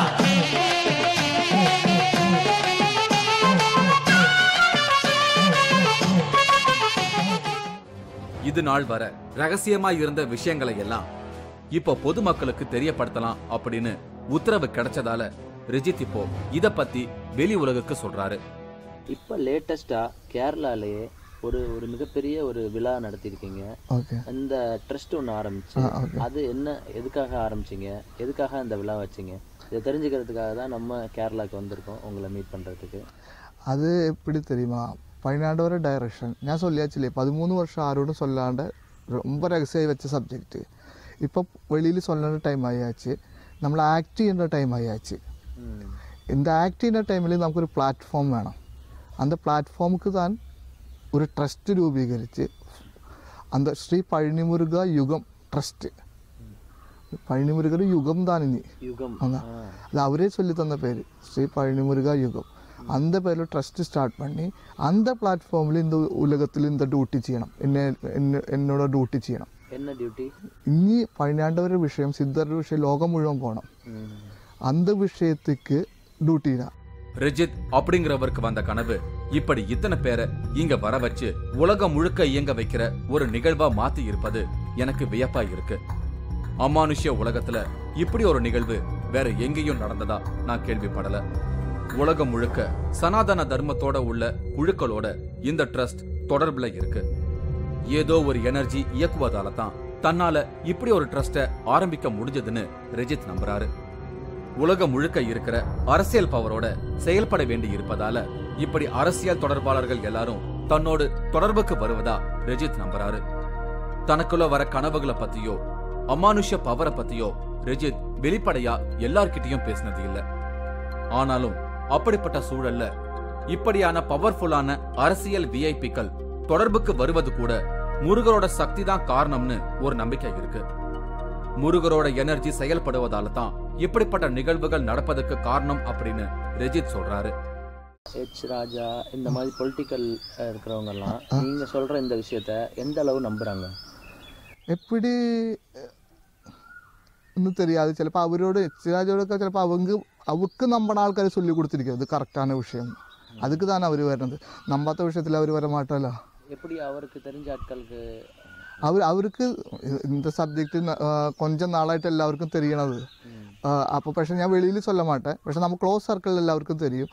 அதுக்கப்புறம் நம்ம அறிமுகப்படுத்தி நம்ம இந்த സബ്ജക്റ്റ് சொல்லுമ്പോൾ അവർക്ക് അത് നമ്പണം അവർ. കാരണം ഞാൻ சொல்லணுണ്ടല്ല, അതൊരു പവർ അങ്ങ് വർക്ക് பண்ணணும். പിന്നെ ഞാൻ என்ன சொல்லணும், ഇതൊക്കെ இந்த விஷயങ്ങളൊക്കെ ഹിസ്റ്ററിയിലേ பார்த்தாலும் எல்லாம் நல்லா தெரியும். ഇതൊക്കെ കറക്റ്റ് இந்த டைமில் இது நடக்கும். அப்படி அவருக்கும் நம்ப வைക്കുക, அது அந்த பவர் ചെയ്യണത്, அந்த சக்தி ചെയ്യണത്. അപ്പോൾ இந்த விஷயத்திലേക്ക് വന്ന എല്ലാവരും ഇത് കറക്റ്റ് இப்படி നടക്ക ചാൻസ് ഇരിക്കുകയെന്ന് சொல்லுന്ന ആൾക്കാർ തന്നെ ഇവരെല്ലാവരും. അതந்த பவர் தான். ഞാൻ சொல்லണതല്ല, அந்த பவர் വർക്ക് ചെയ്യണതുകൊണ്ട് தான் அது நடக்கണது. அதுக்கு மேலே ஒன்றும் இல்லை, அது எல்லாம் அவர் தான் செய்யണது. ரிஜித் குள்ள இருக்கிற அமானுஷ்யத்தை உண்மைன்னு உணர்ந்தவங்க தான் இவரோட தீவிரமா இயங்கிக்கிட்டு இருக்காங்க. இந்த ட்ரஸ்ட் ஆரம்பிக்கும் போது நடந்த வைதீக சடங்குகளை எல்லாம் பழனி முருகர் கோயிலை சேர்ந்த வைதீகர்கள் தான் வந்து நடத்தி கொடுத்திருக்காங்க. கேரளாவில் நடந்த இந்த நிகழ்வுக்கு பழனியை சேர்ந்த குருமார்கள் போயிருப்பதே ஒரு ஆச்சரிய நிகழ்வு தான். இப்படி தன்னை சுத்தி நடக்கிற நிகழ்வுகள் எல்லாமே ஏதோ ஒரு அமானுஷ்யத்துக்கு கட்டுப்பட்டு நடக்கிறதாகவும் தன்னால எதுவும் நடக்கலன்னு தான் ஒரு கருவி மாதிரி செயல்படுவதா ரிஜித் அடிக்கடி சொல்றாரு. இவரோட இருந்த நாட்கள்ல ரிஜித் அடிக்கடி இப்படித்தான் சொல்றாரு. கனவுகள் மூலமா முருகர் உத்தரவு கொடுத்த மாதிரியே இப்ப பூஜைகள்ல இருக்கும்போது முருகர் ரிஜித்துக்கான உத்தரவுகளை கொடுக்க ஆரம்பிச்சிருக்காரு. அவர் கொடுத்த உத்தரவு பிரமிப்பா இருக்கு. உலகமெல்லாம் முருகராட்சி வரப்போகுது. விசேஷ பவரோட முருகர் படம் ரிஜித்துக்கு கிடைச்சிருக்கு. இந்த எக்ஸ்க்ளூசிவான எபிசோட தான் நீங்க இப்ப பார்த்துக்கிட்டு இருக்கீங்க. முருகர் ரிஜித்துக்கான உத்தரவுகளை கொடுக்க ஆரம்பிச்சிருக்காரு. அவர் கொடுத்த உத்தரவு பிரமிப்பா இருக்கு. ஒரு நாக விநாயகர் சிலைய உருவாக்க சொல்லி இருக்காரு. அந்த சிலைய தென் அமெரிக்காவுல ஒரு இடத்துல வைக்க சொல்லி உத்தரவு வந்திருக்கு. முருகர் சொன்ன உத்தரவு படி இப்போ விநாயகர் சிலை ரெடி. கிட்டத்தட்ட 4 அடி உயரத்துல அந்த சிலைய உருவாக்கி இருக்காங்க. ரிஜித்தோட நண்பர் செந்தில் வீட்ல தான் அந்த சிலை இருக்கு. நான் அதை ஷூட் பண்ணலாமான்னு பெர்மிஷன் கேட்டேன், ஆனா அனுமதி கொடுக்கல. கிட்டத்தட்ட 15 வருஷத்துக்கு முன்னாடி ரிஜித்துக்கு வந்த கனவோட அமானுஷ்யம் இன்னைக்கு பரிணாம வளர்ச்சி அடைஞ்சு தென் அமெரிக்காவில் ஒரு விநாயகர் சிலைய வைக்கிற அளவுக்கு முன்னேறி இருப்பது எனக்கு வியப்பான அனுபவமா தான் இருந்தது. அதை பத்தி சொன்னாரு ரிஜித். இப்போ தென் அமெரிக்காவில் போய் வைக்கணும் அதெல்லாமே வந்து உங்களுக்கு வந்த இன்ஃபர்மேஷன் எப்படி இப்போ ஒளி மூலமா வந்து சொல்றாரா முருகப்பெருமான்? இப்போ ഞാൻ சொல்லியாச்சுல எல்லாம் டைரக்ட் தான் எனக்கு கிடைக்கும். பூஜா முறையில் டைரக்ட் அவருக்கு மெசேஜ் சொல்லும், எனக்கு டைரக்டாகி அந்த நமக்கு கிடைக்கும். அப்படி கிடைச்ச விஷயம். இப்போ அப்படி கிடைச்ச விஷயம் இந்த விநாயகரை எப்படி பண்ணணும் என்ன பண்ணணும் அதுக்கான முயற்சி எடுத்துட்டீங்களா? നാഗവിനായകർ அந்த டைரக்ஷன் கிடைச்சപ്പോൾ നാഗവിനായകർ ചെയ്താச்சு. നമ്മൾ സെന്തിൽ വീട്ടിലിരിക്കുക அந்த നാഗവിനായകർ പൂജ റൂമിൽ വെച്ചിരിക്കുക. ഇനി അത് തെന്നമേരിക്കയിലും കൊണ്ട് പ്രതിഷ്ഠ പണണം. തെന്നമേരിക്കയിൽ ചിലിയിൽ ഇസ്രായേലിൽ നിന്നൊരു ദ്വീപ് ഇരിക്കുക, அங்கே பிரதிஷ்டை பண்ணணும். அப்படி தான் சொல்லியிருக்கிறது விநாயகர் நாகவிநாயகரை. அப்படி பிரதிஷ்டை பண்ணியால் இந்த மூவ்மெண்ட்டிന് இந்த சனாதனம் வேர்ல்டு முழுவத்தாலும் சித்த தர்மம் வேர்ல்டு முழுவத்தாலும் மூவ்மெண்ட் ஸ்டார்ட் பண்ணும். சிலை ரெடி. இப்ப எனக்குள்ள அடுத்ததா ஒரு வியப்பு வந்தது. உலகத்துல எத்தனையோ இடங்கள் இருந்தும் சிலைய குறிப்பிட்ட அந்த இடத்துல வைக்கணும் அப்படிங்கறதுக்கான காரணம் என்னங்கிற கேள்வி எனக்குள்ள வந்தது. சிலை வைக்க போற அந்த இடம் ஒரு மிஸ்டிக் பிளேஸ். பழங்காலத்து சிலைகள் எல்லாம் அந்த இடத்துல இருந்து வெளிப்பட்டிருக்கு. அந்த இடத்துக்குன்னு விசேஷ சக்தி இருக்கிறதால தான் அந்த இடத்தை தனக்கு முருகர் உணர்த்தி இருக்கிறதா ரெஜித் சொல்றாரு. எந்த பிளேஸ்ன்றத பண்ணது ഞാനത് இந்த மெசேஜ் கிடைச்சப்போ அது நெட்டிலൊക്കെ அடிச்சு നോക്കിயாச்சு. அப்போ நல்லொரு விஷயம் தெரியுமா அதில், அங்கே நிறைய 8 അടി 10 അടിയുള്ള മനുഷ്യ ശിലകൾ കുഴിച്ചെടുത്തോണ്ടിരിക്കുന്നുണ്ട് ഇപ്പോഴും കല്ലില് ഡിപ്പെൻഡ്. എതുക്ക് அங்கே இவ்வளோ பெரிய சிலை கொண்டு வச்சிருக்கிறது யாருக்கும் தெரியாது இப்பளும். எப்படி காரணம் சிலின்னு 5 മണിക്കൂർ ഫ്ലൈറ്റിൽ പോയിട്ട് தான் இந்த ദ്വീപിലെത്തും. அவ்வளோ கடலில் உள்ளிലുള്ള பிளேஸ். அவளுக்கு இவ்வளோ பெரிய பாறை எப்படி எத்தின்னு தெரியாது. அது எதுக்கு இந்த மாதிரி பணிது அங்கே வச்சிருக்கிறது தெரியாது. ரொம்ப மிஸ்டிக் பிளேஸ் அது. അപ്പം அங்கே നാഗവിനായകർ എത്തണം എന്ന് പറഞ്ഞാൽ ഏതോ ഒരു കണ്ടിപ്പാ അതിലൊരു அந்த பிளேஸுக்கு ஏதோ ஒரு கண்டிப்பா ஒரு பவர் இருக்கும். உலகமெல்லாம் முருகராட்சி, இதுதான் டார்கெட். பழனிக்கும் அரசியலுக்கும் என்ன தொடர்பு அப்படிங்கிற கேள்வி எனக்குள்ள வந்தது. முருகர் வெற்றியின் அடையாளம். ஆட்சியாளர்கள் எப்போதும் வேண்டிக் கொள்ளும் சாமிகள்ல ரொம்பவே பவர்ஃபுல்லானவர் முருகர். அது மட்டுமில்லாம பழனி முருகர் அமைஞ்சிருக்கிற இடம் செவ்வாயோட ஆதிக்கம் நிறைஞ்ச இடம். அரசியல்ல இருக்கிற ஒவ்வொருவருக்கும் செவ்வாயோட கிரக நிலை சரியானபடி செயல்பட்டா தான் அரசியல்ல அவங்களுடைய நிலைப்பாடு கரெக்டான இடத்துல இருக்கும். அதனால தான் இந்த பழனி முருகரை அரசியல் சார்ந்தவங்க கடும் விரதங்கள் எல்லாம் இருந்து வேண்டிக்கிறாங்க. இது மட்டும் இல்லாம இங்க ஒரு வியப்பான செய்தி சொல்லப்படுது. பழனியில வெற்றி பெறக்கூடிய கட்சி தான் எப்போதும் ஆட்சி அமைக்கும் அப்படின்னு ஒரு வினோதமான நம்பிக்கை இங்க உள்ளவங்க கிட்ட இருக்கு. செந்தில் அதை பத்தி ஒரு வியப்பான செய்தியை குறிப்பிடுறாரு. ஆட்சியாளர்கள் இந்த பூமியை நோக்கி அதிகமாக இருக்காங்க. அரசு இங்கிருந்து தான் செயல்படுது. பழனியில் யார் இது பண்ணுறாங்களோ அவங்க தான் இந்த நாட்டை ஆள்வாங்க. இது வரைக்கும் அது தீர்க்கமாக முடிவு செய்யப்பட்ட விஷயம். பழனியில் யார் ஜெயிக்கிறாங்களோ அவங்க தான் இந்த நாட்டை ஆள்வாங்க. அந்த அணி தான் ஆளும். இது வரைக்கும் நடந்த விஷயம். அந்த மாதிரியே செவ்வாயினுடைய ஆட்சி அதிகாரம் இங்கே இருக்கு. உலகத்தில் மீண்டும் முருகராட்சி வரப்போகுது அப்படிங்கிறதுக்கான காலகட்டம் 2012ல இருந்து ஸ்டார்ட் ஆயிட்டதா ரெஜித் சொல்றாரு. அந்த சம்பவங்கள் தான் ரெஜித்துக்கு உணர்த்தப்படுது. அதற்கான அடையாளமா தான் இவருக்கு தாய்லாந்துல ஒரு அதிசயமான முருகர் படம் கிடைச்சிருக்கு. அந்த படத்துல முருகர் உக்கிரமான வடிவத்துல இருப்பாராம். அந்த படத்தை வழிபட்டா அரசியல்ல பவர் கிடைக்கும். இதையெல்லாம் தெரிஞ்சுக்கிட்ட அரசியல்வாதிகள் அந்த படத்தை வழிபடுறதுக்காக இவரை சுத்தி வராங்க. இப்போ உங்க வீட்டில் இப்போ நம்ம இங்கே கேரளாவுக்கு உங்க வீட்டுக்கு வந்ததுக்கு அந்த ஒரு படம் நீங்க சொல்லியிருந்தீங்க உங்க அனுபவத்துல முருகப்பெருமானோட இன்னொரு அவதாரமா ஒரு உக்கிரமான நிலையில இருக்க ஒரு படம் உங்களுக்கு கிடைச்சு தாய்லாந்துல இருந்து. அந்த படத்தை வச்சு இப்போ பூஜை பண்ணோம் அப்படின்னா அரசாங்கத்தில் இருக்கிறவங்களுக்கும் சரி ஒரு ஆட்சியாளர்களுக்கும் சரி ஒரு மிகப்பெரிய ஒரு பவர் கிடைக்கும் அப்படின்னு சொல்லியிருந்தீங்க. இப்போ அவங்க தேடி வர்றாங்கன்னா அவங்களுக்கு எப்படி கொடுக்கலான்னு உங்களுக்கு உத்தரவு கிடைக்குமா? അവരിപ്പോൾ നമ്മൾ കേട്ട് വന്നു, இந்த அதிகாரிகள் அரசியல் അവർ கேட்டு வந்தால் പ്രാർത്ഥന ഇവർക്ക് കൊടുക്കട്ടെ എന്ന് கேட்டால் கொடுக்கான்னு சொல்லி வச்சால் அந்த மந்திரம் சொல்லி அந்த ஃபோட்டோ ഞാൻ அவர். அந்த முருகர் படத்துக்கும் முருகராட்சி அமைவதற்கும் என்ன தொடர்பு அப்படிங்கிற கேள்வி எனக்குள்ள வந்தது. இவரை சந்திக்க வர எல்லா அரசியல்வாதிகளுக்கும் அந்த முருகர் படத்தை காட்டுறதில்ல. பிரார்த்தனையில இருக்கும்போது முருகர் உத்தரவு கொடுத்தா அந்த நபர்களுக்கு குறிப்பா அரசியல்வாதிகளுக்கு அந்த படத்தை காமிக்கிறாரு. அந்த படத்தை வாங்கிட்டு போறவங்களும் ரொம்பவே ரகசியமா தான் வழிபடுறாங்க. இப்படி குறிப்பிட்ட அரசியல்வாதிகளுக்கு மட்டும் முருகர் படத்தை காண்பிக்கிறதுக்கு பின்னணி காரணம் இருக்கு. முருகர் படத்தை வழிபட்ட அரசியல்வாதிகள் ரொம்ப பவரான இடத்துக்கு வரும்போது முருகராட்சி அமைவதற்கு உதவியா இருப்பாங்க அப்படிங்கிற எண்ணம் இவருக்குள்ள இருக்கு. அத பத்தி எனக்கு சொன்னாரு ரஜித். எதுக்கு கொடுக்கறதுன்னா அது மூலமா வந்து இந்த சித்தர்கள் இந்த முருகப்பெருமானோட இதை ஸ்ப்ரெட் பண்றதுக்கு அவங்க ஒரு ஹெல்ப் பண்றதுக்கு ஒரு ஆளா இருப்பாங்க. കറക്റ്റ് അവർക്ക് അധികാരം കിടച്ചാൽ അവർ നമ്മ ഡ്യൂട്ടിയിൽ വയനാട്ടിൽ എന്നെ കുറിച്ച ഡ്യൂട്ടിക്ക് ഹെൽപ്പ് വേണം കൊടുക്കണത്. அதுக்கு தான் ഞാൻ പണം മേടിക്കില്ല എന്നും சொல்லണത്. നമുക്ക് ഒരേ ഒരു വിഷയം വയനാട്ടിൽ இந்த സബ്ജക്റ്റ് ഉലകം മുഴുവൻ എത്തണം. அதுக்கு ഹെൽപ്പ് ആവണം, ഒരു പവർ ആവണം. കാരണം ഞാനൊരു സാധാരണ നോർമൽ പേഴ്സൺ, എനിക്ക് ഉലകം മുഴുവൻ இந்த விஷயம் കൊണ്ടുപോകാൻ முடியாது. പക്ഷെ നമുക്ക് നിറയെ കണക്ഷൻ വേണം, നല്ല പവറാன ആൾക്കാർ വേണം. இந்த സബ്ജക്റ്റ് കൊണ്ടുപോകാൻ തയ്യാറുള്ള ആൾക്കാർക്ക് அந்த പവർ കൊടുത്താൽ അവർ കൊണ്ടുപോകും. பழனி முருகர் தமிழ் சமுதாயம் சார்ந்த கடவுள். இன்னைக்கும் அவரை வேண்டிக்கிறதுக்காக தினமும் ஆயிரக்கணக்கான மக்கள் வராங்க. அந்த முருகருக்கு வைக்கப்படும் பிரார்த்தனைகள் ரொம்பவே கஷ்டமானது. சில 100 கிலோமீட்டர்கள் பாத யாத்திரையா நடந்து வந்து பிரார்த்தனை செய்யறவங்க இருக்காங்க. உடம்பெல்லாம் அழகு குத்தி வரும் தீவிரமான பக்தர்கள் இருக்காங்க. பழனி முருகரை பரம்பரையா வழிபட்டு வரும் மக்களும் இருக்காங்க. இப்படிப்பட்ட சூழல்ல பழனி முருகர் ரிஜித்துக்கு மட்டும் ரகசியத்தை உணர்த்துவதற்கான காரணத்தை ரிஜித் கிட்ட கேட்டேன். தன்னோட முன்ஜென்மத்துக்கும் முருகருக்கும் ஏதாவது தொடர்பு இருக்கலாம்னு சொன்னாரு. இப்ப தமிழ் விஷயத்தை பத்தி, தமிழ் நாலேஜ், தமிழ் கடவுளை பத்தி சொல்றதுக்கு மலையாளியா உங்களை ஒரு தேர்வு செஞ்சிருக்காரு. அதுதான் எப்படி? அது ஏதோ ஒரு லிங்க் இருக்கும் കഴിഞ്ഞ ജന്മത്തിൽ കണ്ടിപ്പാ നമ്മ ഇതായിട്ടൊരു ലിങ്ക് ഇരിക്കും. ഞാൻ ചെറുപ്പത്തിലെ എനിക്ക് ചിന്ന വയസ്സിലെ തമിഴ് ഇത് ரொம்ப ഇഷ്ടം.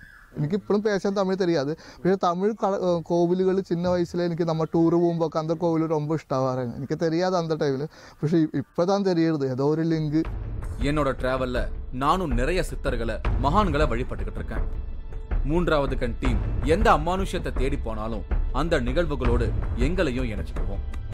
அந்த அமானுஷ்ய நிகழ்வுகளை என்னோட பதிவும் கட்டாயமா இருக்கும்.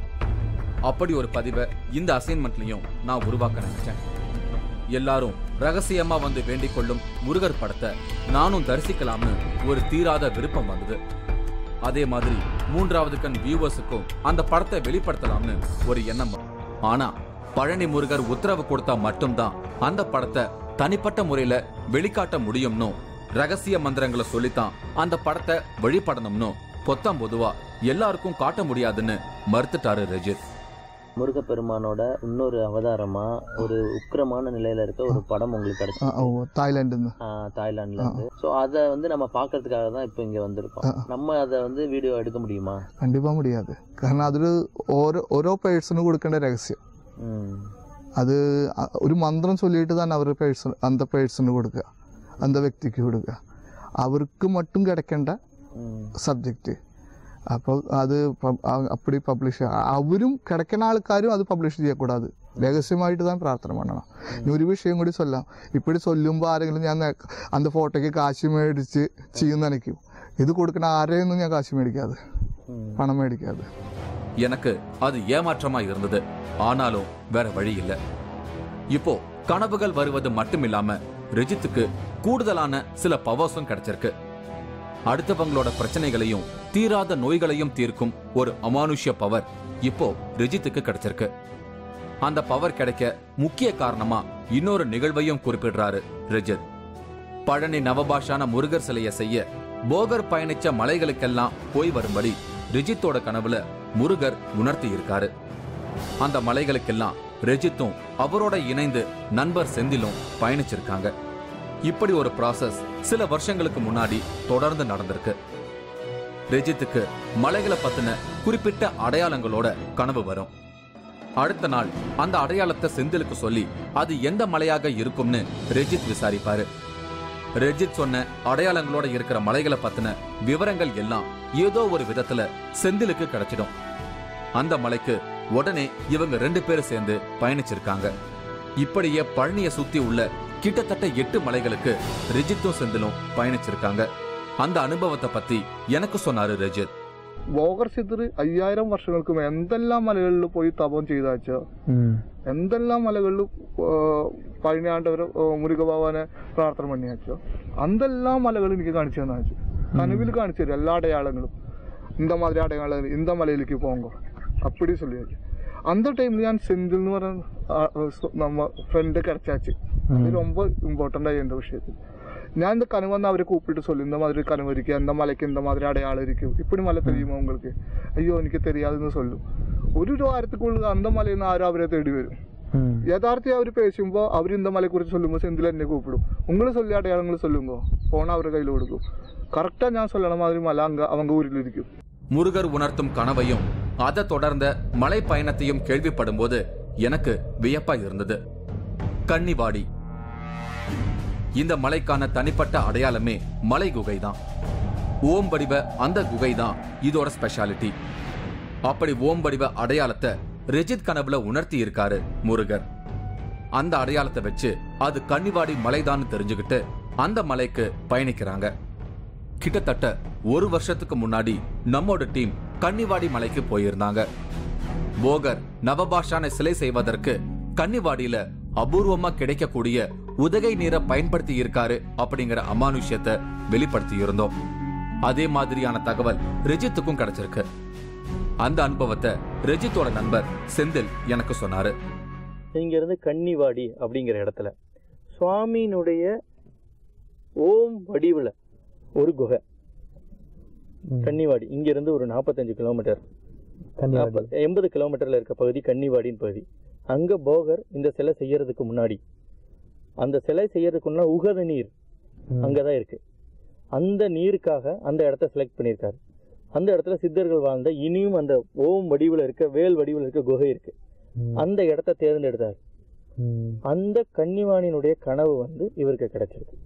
சிலை செய்வதற்காக போகர் பயணித்த இந்த மலைகளுக்கு பயணிச்சாலும் அந்த மலைகள்ல வழிபாடு மட்டும் தான் செஞ்சிருக்காங்க. மத்தபடி அந்த மலைகள்ல போகர் செஞ்ச இன்னொரு சிலையை தேட சொல்லி எந்த உத்தரவும் ரெஜித்துக்கு வந்ததில்லை. அந்த மலைகளுக்கெல்லாம் இருக்கக்கூடிய ஸ்பெஷல் பவரை மட்டும் ரிசீவ் பண்ண சொல்லி முருகர் உத்தரவிட்டு இருக்கிறதா ரெஜித் நம்புறாரு. அதனால மலைகள்ல பூஜை மட்டும் பண்ணி வழிபாடு செய்திருக்காங்க. எல்லா மலைகளையும் போகரையா அவங்க ஏதோ ஒரு காரணகாரியமான ஒரு சஞ்சாரத்துல இருந்திருக்காங்க, வாசம் செஞ்சிருக்காங்க. சித்த ரகசியத்தை காக்கிறதுக்கு உண்டான ஒரு மிகப்பெரிய சூட்சமா இந்த மலைகள்லாம் இருந்திருக்கு. அதற்காக மட்டுமே எங்களுடைய பயன் அங்க இருந்திருக்கும் அப்படின்னு நான் நம்புறேன். அதுதான் திருப்பி நான் உங்கள்கிட்ட சொல்லிட்டேன். எங்களுக்கு கிடைச்ச இந்த மலைகளில் எல்லாம் மேற்கொண்டு எந்த ஒரு ஆராய்ச்சிக்குண்டான நிகழ்வுக்குள்ளே எங்களை பயணிக்க வைக்கல. ஒரு மலை கிடைச்சோன்னா எங்களுக்கு அடுத்த மலைக்குண்டான சப்ஜெக்ட் கிடைச்சிடும் கண்டிப்பா.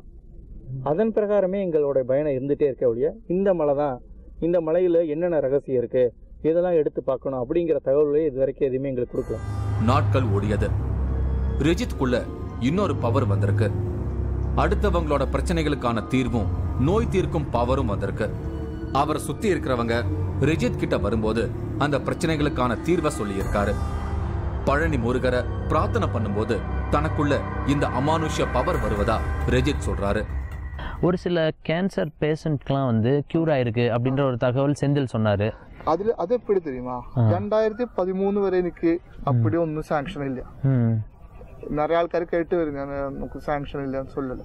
2013 അപ്പുറം ശരി ആരെങ്കിലും നമ്മെ കേട്ട് വന്നു ബോർഡ് വെക്കുക, ഞാൻ അപ്പടിയുള്ള ആള്, പബ്ലിസിറ്റി കൊടുക്കുക, അതും ചെയ്യக்கூடாது. നമ്മെ തേടി വന്ന വയനാട് വിഷയം ആക്സെപ്റ്റ് ചെയ്യണ ഒരാൾക്ക് അത് சொல்லி கொடுக்குமோ அப்படி சாங்ஷன் கிடைக்கும். வேல் ஒன்ன தன்னோட பூஜை அறையில வச்சு வழிபாடு பண்றாரு ரெஜித். அந்த வேலை பிரார்த்தனை பண்ணும்போது தீர்வுகள் தனக்கு கிடைக்கிறதா ரெஜித் சொல்றாரு. இவரு லாலு, ரெஜித்தோட நண்பர். இவருக்கு கேன்சர் கட்டி வந்திருக்கு. ஆரம்பத்துல அத உணராம இருந்திருக்காங்க. ஒரு கட்டத்துல அது கேன்சர் அப்படின்னு ஊர்ஜிதமாயிருக்கு. லாலு ரொம்பவே பயந்திருக்காரு. அந்த சூழ்நிலைய பத்தி எல்லாம் பேசும்போது லாலுவுக்கு இப்பவும் நடுக்கம் வருது. அவரை சுத்தி இருக்கிற ஃப்ரெண்ட்ஸ், அவங்களுக்கு இந்த மாதிரி ஃப்ரெண்ட்ஸ் இருக்கிறவங்களுக்கு ஏதாவது ப்ராப்ளம், ஏதாவது ஒரு நோய் இந்த மாதிரி இருக்கிறவங்களுக்கு அவர் பிரேயர் வச்சு முருகப்பெருமான்கிட்ட கேட்டா அது கண்டிப்பா நிறைவேறுது அப்படின்னு சொல்லியிருந்தாரு. அந்த மாதிரி உங்களுக்கு என்ன பிரச்சனை? ஒரு பிரச்சனை உண்டாയി ഈ ഷോൾഡറിന്റെ ഈ സൈഡിൽ ஒரு பிரச்சனை வந்தது. இந்த ஷோல்டர் சைடில் கட்டி மாதிரி ஒன்று வந்தது. அதை டாக்டர்கிட்ட காட்டினப்போ ஒன்றும் பெரிய பிரச்சனை இல்லை, சாதாரண கொழுப்பு கட்டி தான் சொல்லி எக்ஸசைஸ் பண்ணால் சரியாயிடும்னு சொன்னார். மெடிசன் எழுதி கொடுத்துட்டாரு. அதுக்கப்புறம் என்னால் வலி தாங்க முடியாமல் வேறு டாக்டர்கிட்ட போனேன். அவர் என்னை சிடிஎஸ் ஸ்கேன் எடுக்க சொன்னார். 3 days வெயிட் பண்ண சொன்னார். அதுக்கப்புறம் எனக்கு கேன்சர்னு சொல்லிட்டாரு. പിന്നെ അവർ പറയുന്നതൊക്കെ വേറെ. അപ്പോൾ അത് മറ്റേ ക്യാൻസറിലേക്ക് அது வந்து லாலுவுக்கு இப்படி ஒரு பிரச்சனை இருப்பது ரெஜித்துக்கு தெரிய வரும்போது ரொம்பவே வேதனைப்பட்டிருக்காரு. தன்னோட நண்பருக்காக முருகர் கிட்ட வேண்டிக்கும் போது முருகர் ஒரு அமானுஷ்யத்தை உணர்த்தி இருக்காரு. லாலுவோட கேன்சர் குணமாயிட்டதா உத்தரவு கொடுத்திருக்காரு. ஆரம்பத்துல கேன்சர் குணமாயிட்டதா வந்த உத்தரவை நம்ப மறுத்திருக்காங்க. அப்புறமா திரும்ப திரும்ப ஹாஸ்பிட்டல்ல போய் செக் பண்ணி பார்த்து கேன்சர் இல்ல அப்படிங்கறத உறுதிப்படுத்தி இருக்காங்க. அத பத்தி எனக்கு ரெஜித் சொன்னாரு. അവരെന്നോട് അവരുടെ വിഷയം ചൊല്ലിയാச்சு. അത് എനിക്ക് ரொம்ப മനസ്സിന് കഷ്ടാச்சு. അവര് നമ്മ ക്ലോസ് ഫ്രണ്ട്. അപ്പൊ ഞാൻ നല്ല പ്രാർത്ഥന பண்ணியாச்சு. 14 சொல்லியாச்சு. ഒന്നുമേ ഇല്ല. പോയി കേൾക്കുമ്പോ അതൊന്നുമേ ഇല്ല എന്ന് കേട്ടു. எல்லா டெஸ்டிலும் ഇതില്ല എന്ന് சொல்லியாச்சு. அந்த கேன்சர் எல்லாமே கியூர் ஆயிடுச்சு. ஒண்ணுமே இல்லன்னு சொல்லி இங்க ஃபுல்லு ഉണ്ടെന്ന് சொல்லி 2 ടെസ്റ്റ് റിപ്പോർട്ട് കൈ വെച്ചിട്ട് അങ്ക പോണത്. അവർക്ക് ഡൗട്ട് ആയിട്ട് 4 தடவை വരെ ടെസ്റ്റ് பண்ணியாச்சு. 4 தடவை இல்லன்னு சொல்லியாச்சு. லாலுவுக்கு இப்ப எந்த பிரச்சனையும் இல்ல. மலைகளை கனவுல காட்டுவதும் அந்த மலைகளுக்கும் போகருக்கும் இடையே உள்ள தொடர்பை அந்த இடத்துக்கு போய் உணர்த்துவதும் வாடிக்கையான ஒரு நிகழ்வா ரிஜித்தோட வாழ்க்கையில நிகழ்ந்திருக்கு. பர்வத மலை திருவண்ணாமலைக்கு பக்கத்துல இருக்கு. இந்த பர்வத மலை ரொம்பவே உயரமானது. நம்மோட 3வது கண் டீம் பர்வத மலைக்கு டிராவல் பண்ணியிருக்கு. ரொம்பவே ஆபத்தான பாதைகளை நடந்து போய் தான் இந்த மலை உச்சிக்கு போக முடியும். ரெஜித்துக்கு கனவுல உணர்த்தும் போது இந்த மாதிரி உயரமான ஒரு மலையையும் ஆபத்தான வழிபாதையையும் முருகர் கனவுல உணர்த்தி இருக்காரு. செந்தில் அந்த மலையை தேடி கண்டுபிடிச்சு ரெஜித்தை அழைச்சிட்டு போயிருக்காரு. அந்த மலைக்கு போன பிறகுதான் போகருக்கும் அந்த மலைக்குமான தொடர்பு ரெஜித்துக்கு தெரிய வந்திருக்கு. அந்த மலை மேல இருக்கிற லிங்கத்துக்கு மல்லிகார்ஜுனா லிங்கம்னு பேரு. அந்த லிங்கத்தை போகர் தான் பிரதிஷ்டை பண்ணியிருக்காரு. அதே மாதிரி அங்க இருக்கிற அம்மனையும் போகர் தான் பிரதிஷ்டை பண்ணி வழிபாடு செய்திருக்காரு.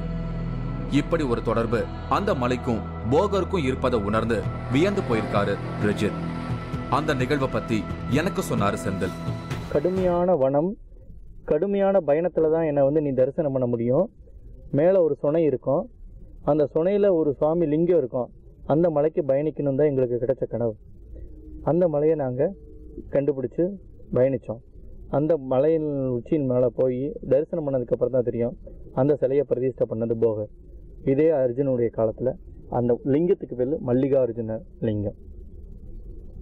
நாங்கள் எல்லா ஸ்தலத்துலேயும் போகரையா போன எல்லா ஸ்தலத்துக்கு போகிறப்ப எங்களுக்கு காட்டினது ஒரு சொனை. அந்த மலையில் இருக்க சொனைக்கு ஒரு சக்தி இருக்கும் கண்டிப்பாக. இப்படி போகர் சம்பந்தப்பட்ட மலைகளுக்கு முருகர் தன்னை கனவு மூலமா வழிகாட்டி அனுப்பி வைப்பது அந்த மலைகளுக்கு இருக்கக்கூடிய எனர்ஜியை ரிசீவ் பண்ணிக்கத்தான் அப்படின்னு ஒரு நம்பிக்கை இவருக்குள்ள இருக்கு. ஆஞ்சநேயர் மலை, இந்த மலைக்குள்ள ஏகப்பட்ட ரகசியங்கள் இருப்பதா செந்தில் சொல்றாரு. ஆஞ்சநேயர் மலை, பழனியை சுத்தி இருக்கிற இந்த மலைக்குன்னு ஒரு வித்தியாசமான வியூ இருக்கு. தூரத்துல இருந்து பார்த்தா இந்த மலையோட தோற்றம் ஆஞ்சநேயர் மல்லாந்து படுத்திருப்பது மாதிரி இருக்கும். இந்த மலைக்குள்ள ஏகப்பட்ட ரகசியங்கள் இருப்பதா செந்தில் சொல்றாரு. அந்த ஆஞ்சநேயர் மலை பார்த்தீங்கன்னா ஆஞ்சநேயர் யோக நிலையில படுத்த மாதிரி வானத்தை பார்த்த மாதிரி ஒரு மிக பிரம்மாண்டமான, என்ன சொன்னா நான் உலகிலே மிகப்பெரிய ஆஞ்சநேயர் இந்த இடத்துல தான் இருக்காருன்னு சொல்லுவேன். பார்த்தா அவ்வளோ பிரம்மாண்டமா படுத்திருப்பார் ஆஞ்சநேயர். அந்த மலையில மிகப்பெரிய சக்தி இருக்கு. பழனி தண்டாயுதபாணி சுவாமி போகரையா சம்பந்தப்பட்ட மிகப்பெரிய நிகழ்வு அந்த ஆஞ்சநேயர் மலையில இருக்கு. இது மிகப்பெரிய சித்த ரகசியம். அது என்ன ரகசியம், என்ன ஒரு சித்த ரகசியம்ன்றது தெரியாது. அது சொல்லக்கூட இப்போ அதுக்குள்ளான காலகட்டம் வரல, கொடுத்துருக்காங்க. அதை சொல்லுறது அந்த ரெஜித் சொல்றதுக்கு வாய்ப்பு இருக்கு. அவரு சொல்லுவார் கண்டிப்பா. இவரு ஆனந்த், ரெஜித்தோட சீனியர் ஆபீசர். ரெஜித்துக்கும் இவருக்குமான தொடர்பு வித்தியாசமானது. முருகர் ரெஜித்துக்கு உணர்த்தும் மலைகளுக்கும் இடங்களுக்கும் போக வேண்டிய சூழல் ரெஜித்துக்கு இருக்கு. அந்த நிலையில உயர் அதிகாரி அப்படிங்கிற முறையில ஆனந்த் கிட்ட லீவு எடுப்பதற்கான காரணத்தை ரெஜித் சொல்லி இருக்காரு. முருகர் கனவுல வந்து உணர்த்தும் விஷயத்தை கேள்விப்பட்ட பிறகு ஆனந்துக்கு ரெஜித் மேல மரியாதை வந்திருக்கு. ரெஜித் சொல்றபடி கேட்டு முருகரை வழிபட ஆரம்பிச்சிருக்காரு. ரெஜித்தோட சேர்ந்து அந்த மலைகளுக்கு ஆனந்தும் பயணிக்க ஆரம்பிச்சிருக்காரு.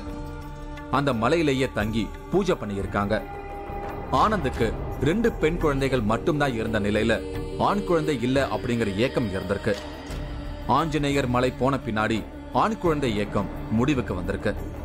அந்த நிகழ்வை பத்தி எனக்கு சொன்னாரு ஆனந்த்.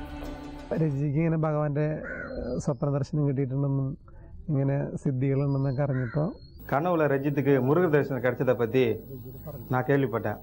என்னோட விருப்பத்தை ரஜித் கிட்ட சொன்னேன். 6 நாள் விளக்கு வச்சு வழிபட சொன்னார். அதுக்கப்புறம் ரஜித் முருகனிடம் கனவுல எனக்கு ஆண் குழந்தை பிறக்கும்னு கேட்டு சொன்னார்.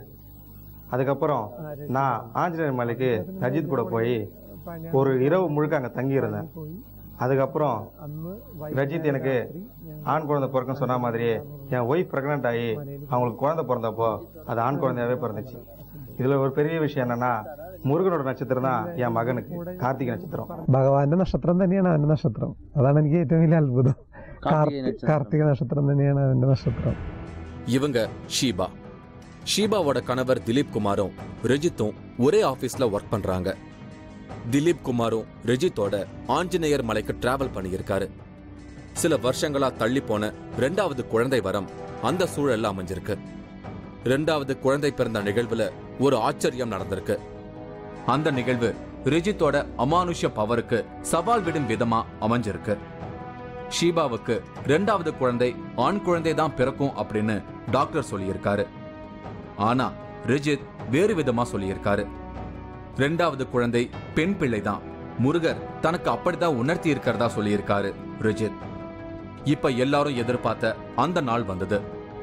டாக்டர் சொன்ன அறிவியல் ஜெயிக்க போகுதா இல்ல ரஜித் சொன்ன அமானுஷம் ஜெயிக்குதா அப்படின்னு எல்லாரும் ஆவலா எதிர்பார்த்திருக்காங்க. ரஜித்தோட அமானுஷம் தான் ஜெயிச்சிருக்கு. ஷீபாவுக்கு பெண் குழந்தை தான் பிறந்திருக்கு. அந்த நிகழ்வை பத்தி எனக்கு சொன்னாங்க ஷீபா. ஸ்கேனிங் டாக்டருக்கு தெரியும் இல்லை. அப்போ அவங்க என்னோட டென்ஷன் பார்த்துட்டு அவங்க பேச்சில் வந்தது. அது ஃபுல்லாக தீர்மானம் பண்ணிட்டு இருந்தோம் இது ஆண் குழந்தை 2வது ஆண் குழந்தையாக்கும். ரஜித்தோட கால் வருது. ரஜித் சொல்லிருச்சு, திலீப் நீங்கள் டென்ஷன் அடிக்க வேண்டாம், எதுவும் வராது. நான் பிரார்த்தனையில் எனக்கு பகவான் காட்டி கொடுத்தது ஒரு அழகான பெண் குழந்தையாக்கும். அழகான பெண் குழந்தை தான் எனக்கு. ரஜித் சொன்ன மாதிரியே தான். ஆஞ்சநேயர் மலைக்கு அப்படி என்ன ஸ்பெஷாலிட்டி அப்படிங்கிற கேள்வி எனக்குள்ள வந்தது. அந்த மலைக்கும் கார்த்திகை நட்சத்திரத்திற்கும் தொடர்பு இருக்கு. ஆஞ்சநேயர் மலை கார்த்திகை நட்சத்திர மலை. கார்த்திகை நட்சத்திரம் முருகரோட நட்சத்திரம். கார்த்திகை நட்சத்திரத்தை சேர்ந்தவங்க ஏதோ ஒரு புள்ளியில இணைஞ்சிருப்பாங்க. அப்படி ஒரு நிகழ்வு தான் இங்க நடக்குது. ஆஞ்சநேயர் மலையில இப்ப எந்த கோயிலும் இல்ல. ஆனா கோயில் அமைவதற்கான காலம் ஆரம்பிச்சிட்டதா ரஜித் சொல்றாரு. இப்போ நீங்கள் சொல்கிற விஷயம் பார்த்தீங்கன்னா, இப்போ செவ்வாயோட முழு அனுகிரகம் வந்து பழனி மலையில் இருக்கனால தான் போகர் வந்து முருகப்பெருமானை இங்கே வச்சுருந்தாரு. இப்போ இந்த கார்த்திகை நட்சத்திரத்தோட ஃபுல் பவர் வந்து இந்த ஆஞ்சநேயர் மலையில் இருக்குது அப்படின்னு அந்த காலத்திலே கண்டிப்பாக தெரிஞ்சிருக்கும். அப்போ அந்த இடத்துல ஏதாவது ஒரு கோயிலோ இல்லை ஏதாவது ஒரு அந்த காலகட்டத்திலேயே கண்டிப்பாக அந்த இடத்துல ஒரு சின்ன ஒரு ஆலயம் எழும்பி இருக்கணும். பட் இது வரைக்கும் அந்த ஆஞ்சநேயர் மலையில் எந்த ஒரு கோயில் எந்த ஒரு இதுவுமே இல்லை. அப்படி இருக்கும்போது எப்படி அந்த இடத்துல கண்டிப்பா கார்த்திகை நட்சத்திரத்துக்கான அனுகிரகம் இருக்குன்றத ஆணித்தனமா சொல்றீங்க? இதுல என்ன விஷயம் தெரியுமா, ഇതിൽ ഒരു കാലം എപ്പോഴും ரொம்ப ഇമ്പോർട്ടന്റ്. ടൈമിങ്ങിൽ ഒരു ടൈമിങ്ങിൽ അത് കറക്റ്റായി നടക്കും. ഇപ്പൊ ഒരു ടൈം വന്നാச்சு, இப்பதான் டைம் இனிதான் வரும். அந்த இடத்துல கண்டிப்பா ஒரு கோயில் வரும். கண்டிப்பா வரும். என்ன கோயில்? கண்டிப்பா முருக கோவில் வரும். முருக வழிபாடு இதுதான் ரஜித் சொல்லும் தேர்வு. நம்மோட பிரச்சனைகளை சொன்ன பிறகு அடுத்தடுத்து போய் வழிபடக்கூடிய முருகர் கோவில்களை வரிசைப்படுத்தி சொல்லி அனுப்பி வைக்கிறாரு ரஜித். அவர் சொன்னபடியே எல்லா கோயில்களுக்கும் போய் வந்தா தீர்வு கட்டாயம் கிடைக்கும். பழனியை சுத்திய மலைகளுக்கு மட்டும் இல்லாம ரஜித்துக்கு வந்த கனவு உலகத்தோட பல பகுதிகளுக்கு அழைச்சிட்டு போயிருக்கு. உலகத்துல ஏதோ ஒரு மூலையில இருக்கிற பகுதிகள் எல்லாம் இவருக்கு கனவு காட்சியா முருகர் உணர்த்தும் போது கனவுல வந்த காட்சிகளை அடிப்படையா வச்சு ரஜித் அந்த இடங்களை கண்டுபிடிச்சிருக்காரு. அப்புறமா அந்த இடங்களுக்கு பயணிக்கிறாரு. அப்படி தாய்லாந்து, திபெத், சீனா, இலங்கை இப்படி இவர் பயணித்த நாடுகளோட எண்ணிக்கையை பார்க்கும்போது வியப்பா இருந்தது. உலக நாடுகள்ல இருக்கிற மிஸ்டிக் பிளேஸுக்கெல்லாம் இவர் போய் வந்ததற்கான காரணம் அந்த இடத்தோட பவரை உணர வைப்பதற்காக முருகர் தன் அந்த இடங்களுக்கு அனுப்புறாருன்னு ரஜித் நினைக்கிறாரு. இலங்கை போய் வந்த அனுபவம் என்ன பிரமிக்க வச்சது. 2007 ശ്രീലങ്കയിൽ കതിർഗാമ പോയാச்சு. ஸ்ரீலங்கா ശ്രീലങ്കയിൽ கனவுல அந்த மாதிரி வெளியூர்ல வெளிநாடுகள்லயும் വരും. അത് ഇതുവരെ ഞാൻ 8 രാജ്യങ്ങളിൽ പോയിരിക്കുക. അതിൽ ഫസ്റ്റ് പോയത് ശ്രീലങ്കയിൽ കതിർഗാമ. அது ரொம்ப டேஞ்சரான டைம்.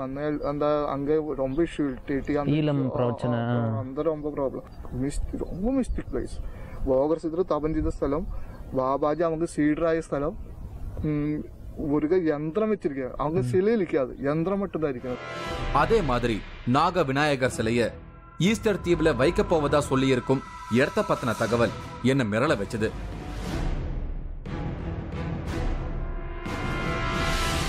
இன்னும் அவிழ்க்கப்படாத அமானுஷ்ய முடிச்சுக்கள் அந்த தீவை பத்தி இருக்கு. உலகளாவிய அமானுஷ வேட்டையில இருப்பவங்க ஈஸ்டர் தீவை பத்தி எந்த புரிதலுக்கும் வர முடியாத பிரமிப்புல இருக்காங்க. இப்படிப்பட்ட சூழல்ல ரிஜித் இந்த இடத்துல நாக விநாயகர் சிலைய வைக்க போறதா சொல்றது எனக்கு இன்னும் கூடுதல் வியப்பை ஏற்படுத்தி இருக்கு. அழிஞ்சு போன லெமூரிய கண்டத்தை பத்திய தகவல்களை இப்ப முருகர் இவருக்கு உணர்த்திக்கிட்டு இருக்காரு. லெமூரிய கண்டத்துக்கும் உலகத்தோட பல பகுதிகளுக்கும் குறிப்பா மாயன் இனத்துக்கும் தொடர்பு இருந்திருக்கு. அத பத்தின ரகசியங்கள் எல்லாம் வெளிப்படங்க இருக்கு. இந்த எக்ஸ்க்ளூசிவான எபிசோட்ல அதையெல்லாம் பார்க்க இருக்கும். நாக விநாயகர் சிலைய தென் அமெரிக்காவில் இருக்கிற ஈஸ்டர் தீவுல பிரதிஷ்டை பண்ணுவதற்காக அடிப்படை வேலைகளை ரிஜித் ஆரம்பிச்சிருக்காரு. ஆரம்பத்துல சிம்பிளா நினைச்ச அந்த தீவோட தகவல்கள் என்ன பிரமிக்க வச்சது. பிரமிக்கத்தக்க வகையில அந்த தீவுல இருக்கும் மனித உருவங்கள் மிரள வைக்குது. இந்த மனித உருவங்களோட பின்னணி என்ன அப்படிங்கறதுக்கான ஆராய்ச்சி இன்னும் போய்கிட்டே இருக்கு. இங்கதான் நாக விநாயகர் சிலைய பிரதிஷ்டை செய்ய சொல்லி முருகர் உத்தரவு கொடுத்திருக்காரு. சுத்திலையும் ஆர்ப்பரிக்கும் கடல், ஆள் அரவமற்ற தீவு, பார்க்கும்போதே பயமுறுத்தும் மனித உருவ சிலைகள். சிலைகளோட உருவத்திலேயே ஏதோ ஒரு வினோதம் தெரியுது. கடல் கடந்து இருக்கும் இந்த அந்நிய தேசத்துக்கு சொந்தமான இடத்துல நாக விநாயகர் சிலையை வைப்பதற்கு நிறைய ஃபார்மாலிட்டிஸ எதிர்நோக்க வேண்டியிருக்கு. பட் அது அவ்வளவு சீக்கிரம் போய் வச்சிட முடியுமாங்க? இல்ல, சீக்கிரம் எல்லாம் அவரு நினைச்ச மாதிரி நமக்கு மெசேஜ் கிடைச்சாச்சு. அவரு ஸ்டார்ட் பண்ணா சொல்லி வச்சா நம்மளும் ஸ்டார்ட் பண்ணும். அந்த டைമായി സ്റ്റാർട്ട് பண்ணுം. അപ്പോൾ നമുക്ക് ഓട്ടോമാറ്റിക്കായിട്ട് എല്ലാം നടക്കും. ഗവൺമെന്റ് സാങ്ഷൻ பண்ணும். அதுக்கு വേണ്ട കാര്യങ്ങൾ ചെയ്ത് ഹെൽപ്പ് ചെയ്യുക. ആൾക്കാർ വരും. വയനാട് ഒരു വിനായകർ വെച്ച ആൾക്കാർ വരാനാണ്. അവരെ കൂപ്പിട്ട് കൊണ്ടുവരും നമുക്ക് ഹെൽപ്പ്. இந்த அசைன்மெண்ட்ல எனக்கு கிடைக்கிற தகவல்கள் எல்லாமே வியப்பா இருந்ததோட மட்டும் இல்லாம ஏதோ ஒரு உலகளாவிய மாற்றத்துக்கான ஆரம்ப தகவலா என்ன தோணுது. லெமூரியா கண்டம் கன்னியாகுமரிக்கு அடுத்து இருந்த இந்த நிலப்பரப்பு கடலுக்குள்ள மூழ்கி அழிந்து போயிட்டதா ஒரு நம்பிக்கை இருக்கு. அந்த லெமூரியா கண்டம் பத்தின தகவல்கள் கனவு மூலமா ரிஜித்துக்கு வர ஆரம்பிச்சிருக்கு. லெமூரியா கண்டத்துக்கும் உலகத்தோட மற்ற பகுதிகளுக்கும் நிறைய தொடர்பு இருந்திருக்கு. அது எல்லாமே வெளிப்பட போகுது. இந்த எபிசோட்ல அதையெல்லாம் பார்த்து நீங்க பிரமிக்க போறீங்க. போகர் பத்தின இன்னொரு ஆச்சரியம் என்ன மிரள வச்சது. போகருக்கும் மாயன் சமூகத்துக்கும் நெருங்கிய தொடர்பு இருந்திருக்கு. போகர் தான் மாயன் கேலண்டரை உருவாக்கி இருக்கிறதா ரிஜித் ஒரு மிரட்டலான தகவலை சொல்றாரு. எனர்ஜி ஷிஃப்டிங், சக்தி மாறுதல். 2012 டிசம்பர் 21 அன்னைக்கு இப்படி ஒரு எனர்ஜி ஷிஃப்டிங் இந்த உலகத்துல நடந்திருக்கு. ஆனா 2012 டிசம்பர் 21 அன்று உலகம் அழிய போறதா ஒரு தகவல் எல்லாராலையும் பரபரப்பா பேசப்பட்டுச்சு. அத பத்தி ஹாலிவுட் சினிமாவும் வந்தது. மீடியாக்கள் எல்லாம் பக்கம் பக்கமா கட்டுரைகள் எழுதி பரபரப்பா பேசப்பட்ட அந்த உலக அழிவு நடக்கவே இல்லை. ஆனா 2012 டிசம்பர் 21 நாள் உலகம் அழியும் அப்படிங்கிறதுக்கு ஆதாரமா மாயன் கேலண்டரை அடையாளப்படுத்தி இருந்தாங்க. மாயன் அப்படிங்கிற இனம் கிட்டத்தட்ட சில ஆயிரம் வருஷங்களுக்கு முன்னாடி வாழ்ந்த ஒரு இனம். மெக்சிகோ பகுதியில வாழ்ந்த இனம் அழிக்கப்பட்டதா ஒரு வரலாறு சொல்லப்படுது. மாயன் கேலண்டர் டிசம்பர் 21 முடிவடையுது. அது உலகத்தோட முடிவு நாள் அப்படின்னு சிலர் வதந்திகளை பரப்புனாங்க. இதுவரை உலகத்துல இருந்த எனர்ஜி மாறுதலாகி வேற ஒரு எனர்ஜியோட பவர் உலகத்தை ஆளப்போகுது அப்படிங்கறதுக்கான அடையாளம் தான் மாயன் கேலண்டரோட முடிவு அப்படின்னு ரிஜித் குறிப்பிடுறாரு. മയൻ ഒരു മെക്സിക്കോയിലൊരു ടീം ഇവരിരിക്കുക. അവർക്കൊരു കലണ്ടർ ഇരിക്കുക. அந்த கலண்டர் 2012 டிசம்பர் முடியும். அதுக்கப்புறம் லோகம் അലഞ്ഞിടുന്നു. അപ്പടി ഒരു 2012 ഞാൻ നിനക്ക് 2012 ഒരു ഹോളിവുഡ് ഫിലിം പോലെ ഉണ്ടായിരുന്നു. പക്ഷെ അത് അപ്പടിയല്ല. அந்த கலண்டர் ഉണ്ടാക്കിയത് போகர் சிதர். அது എനിക്ക് கிடைச்ச மெசேஜ். போகர் சிதர் தான் அந்த கலண்டர் ഉണ്ടാക്കിയിരിക്കുന്നത്. அது உங்களுக்கும் தெரியும். அந்த மயன் ஹிஸ்டரி படிக்குമ്പോൾ ശരിക്കുള്ള ഹിസ്റ്ററി എടുത്ത് പഠിച്ചാൽ അവർക്ക് தெரியும் അന്ന മയന്മാർക്ക് കിഴക്കുന്ന് വന്ന താടി വെച്ച ഒരാൾ താൻ വാനശാസ്ത്രവും കലണ്ടറും എന്നിട്ട് അവർ മറിഞ്ഞു പോയാച്ച് ഏതാவது ഒരു ടൈമിൽ തിരിച്ചു വരുന്ന അവരുടെ ഹിസ്റ്ററിയിലുണ്ട്. അത് ബോഗർ സിദ്ധാൻ ഇത് முடிக்கிறது எதுக்கு டிசம்பர் 21க்கு அவர் முடிச்சாச்சு இந்த கலண்டர் ஃபினிஷ் பண்ணியாச்சு தெரியுமா? அதுக்கப்புறம் முருகப்பெருமாளோட காலம். மாயன் இனத்துக்கே ஞான மார்க்கத்தை சொல்லிக் கொடுத்தவர் போகர் அப்படிங்கிற தகவல் என்ன வியப்படைய வச்சது. அதே மாதிரி 2012 உலகம் அழிந்து விடும் அப்படின்னு சொன்னது தவறு. உலகத்துல ஒரு சக்தி மாற்றம் நடப்பதை குறிப்பிட்டுதான் மாயன் கேலண்டர் உருவாக்கப்பட்டதாகவும் அந்த கேலண்டரை உருவாக்கியது போகர்னும் ஒரு வியப்பான தகவலை ரிஜித் குறிப்பிடுறாரு. இப்படி ஒரு தகவல் எனக்கு புதுசா இருக்கு. மாயன் இனத்துக்கும் போகருக்கும் தொடர்பு இருந்திருக்கு அப்படிங்கிற தகவல் இந்த நிகழ்ச்சி மூலமா வெளிவந்திருக்கு. இந்த டிராவல்ல படிர் படிர்னு வெளிப்படக்கூடிய தகவல் எனக்கு வியப்பாக இருக்கு. இப்போ போகர் உருவாக்கிய மாயன் கேலண்டர் முடிவுக்கு வந்திருக்கு. இனிமே வேற ஒரு எனர்ஜி, அதாவது கார்த்திகை நட்சத்திரத்தோட எனர்ஜி தான் இந்த உலகத்தை ஆள போகுது. கார்த்திகை நட்சத்திரம் முருகரோட நட்சத்திரம். அத சூட்சமமா உணர்ந்துதான் முருகரோட ஆட்சி தான் இனி நடக்க போகுதுன்னு ரெஜித் சொல்றாரு. தமிழ் கடவுளான முருகரை வழிபட்ட போகர் தான் சில 1000 வருஷங்களுக்கு முன்பு வாழ்ந்த மாயன் இனத்துக்கு குருவாய் இருந்திருக்காரு. இந்த ஆதார அடிப்படையில பார்த்தா மாயன் இனத்துக்கும் தமிழ் இனத்துக்கும் தொடர்பு இருந்திருக்கு.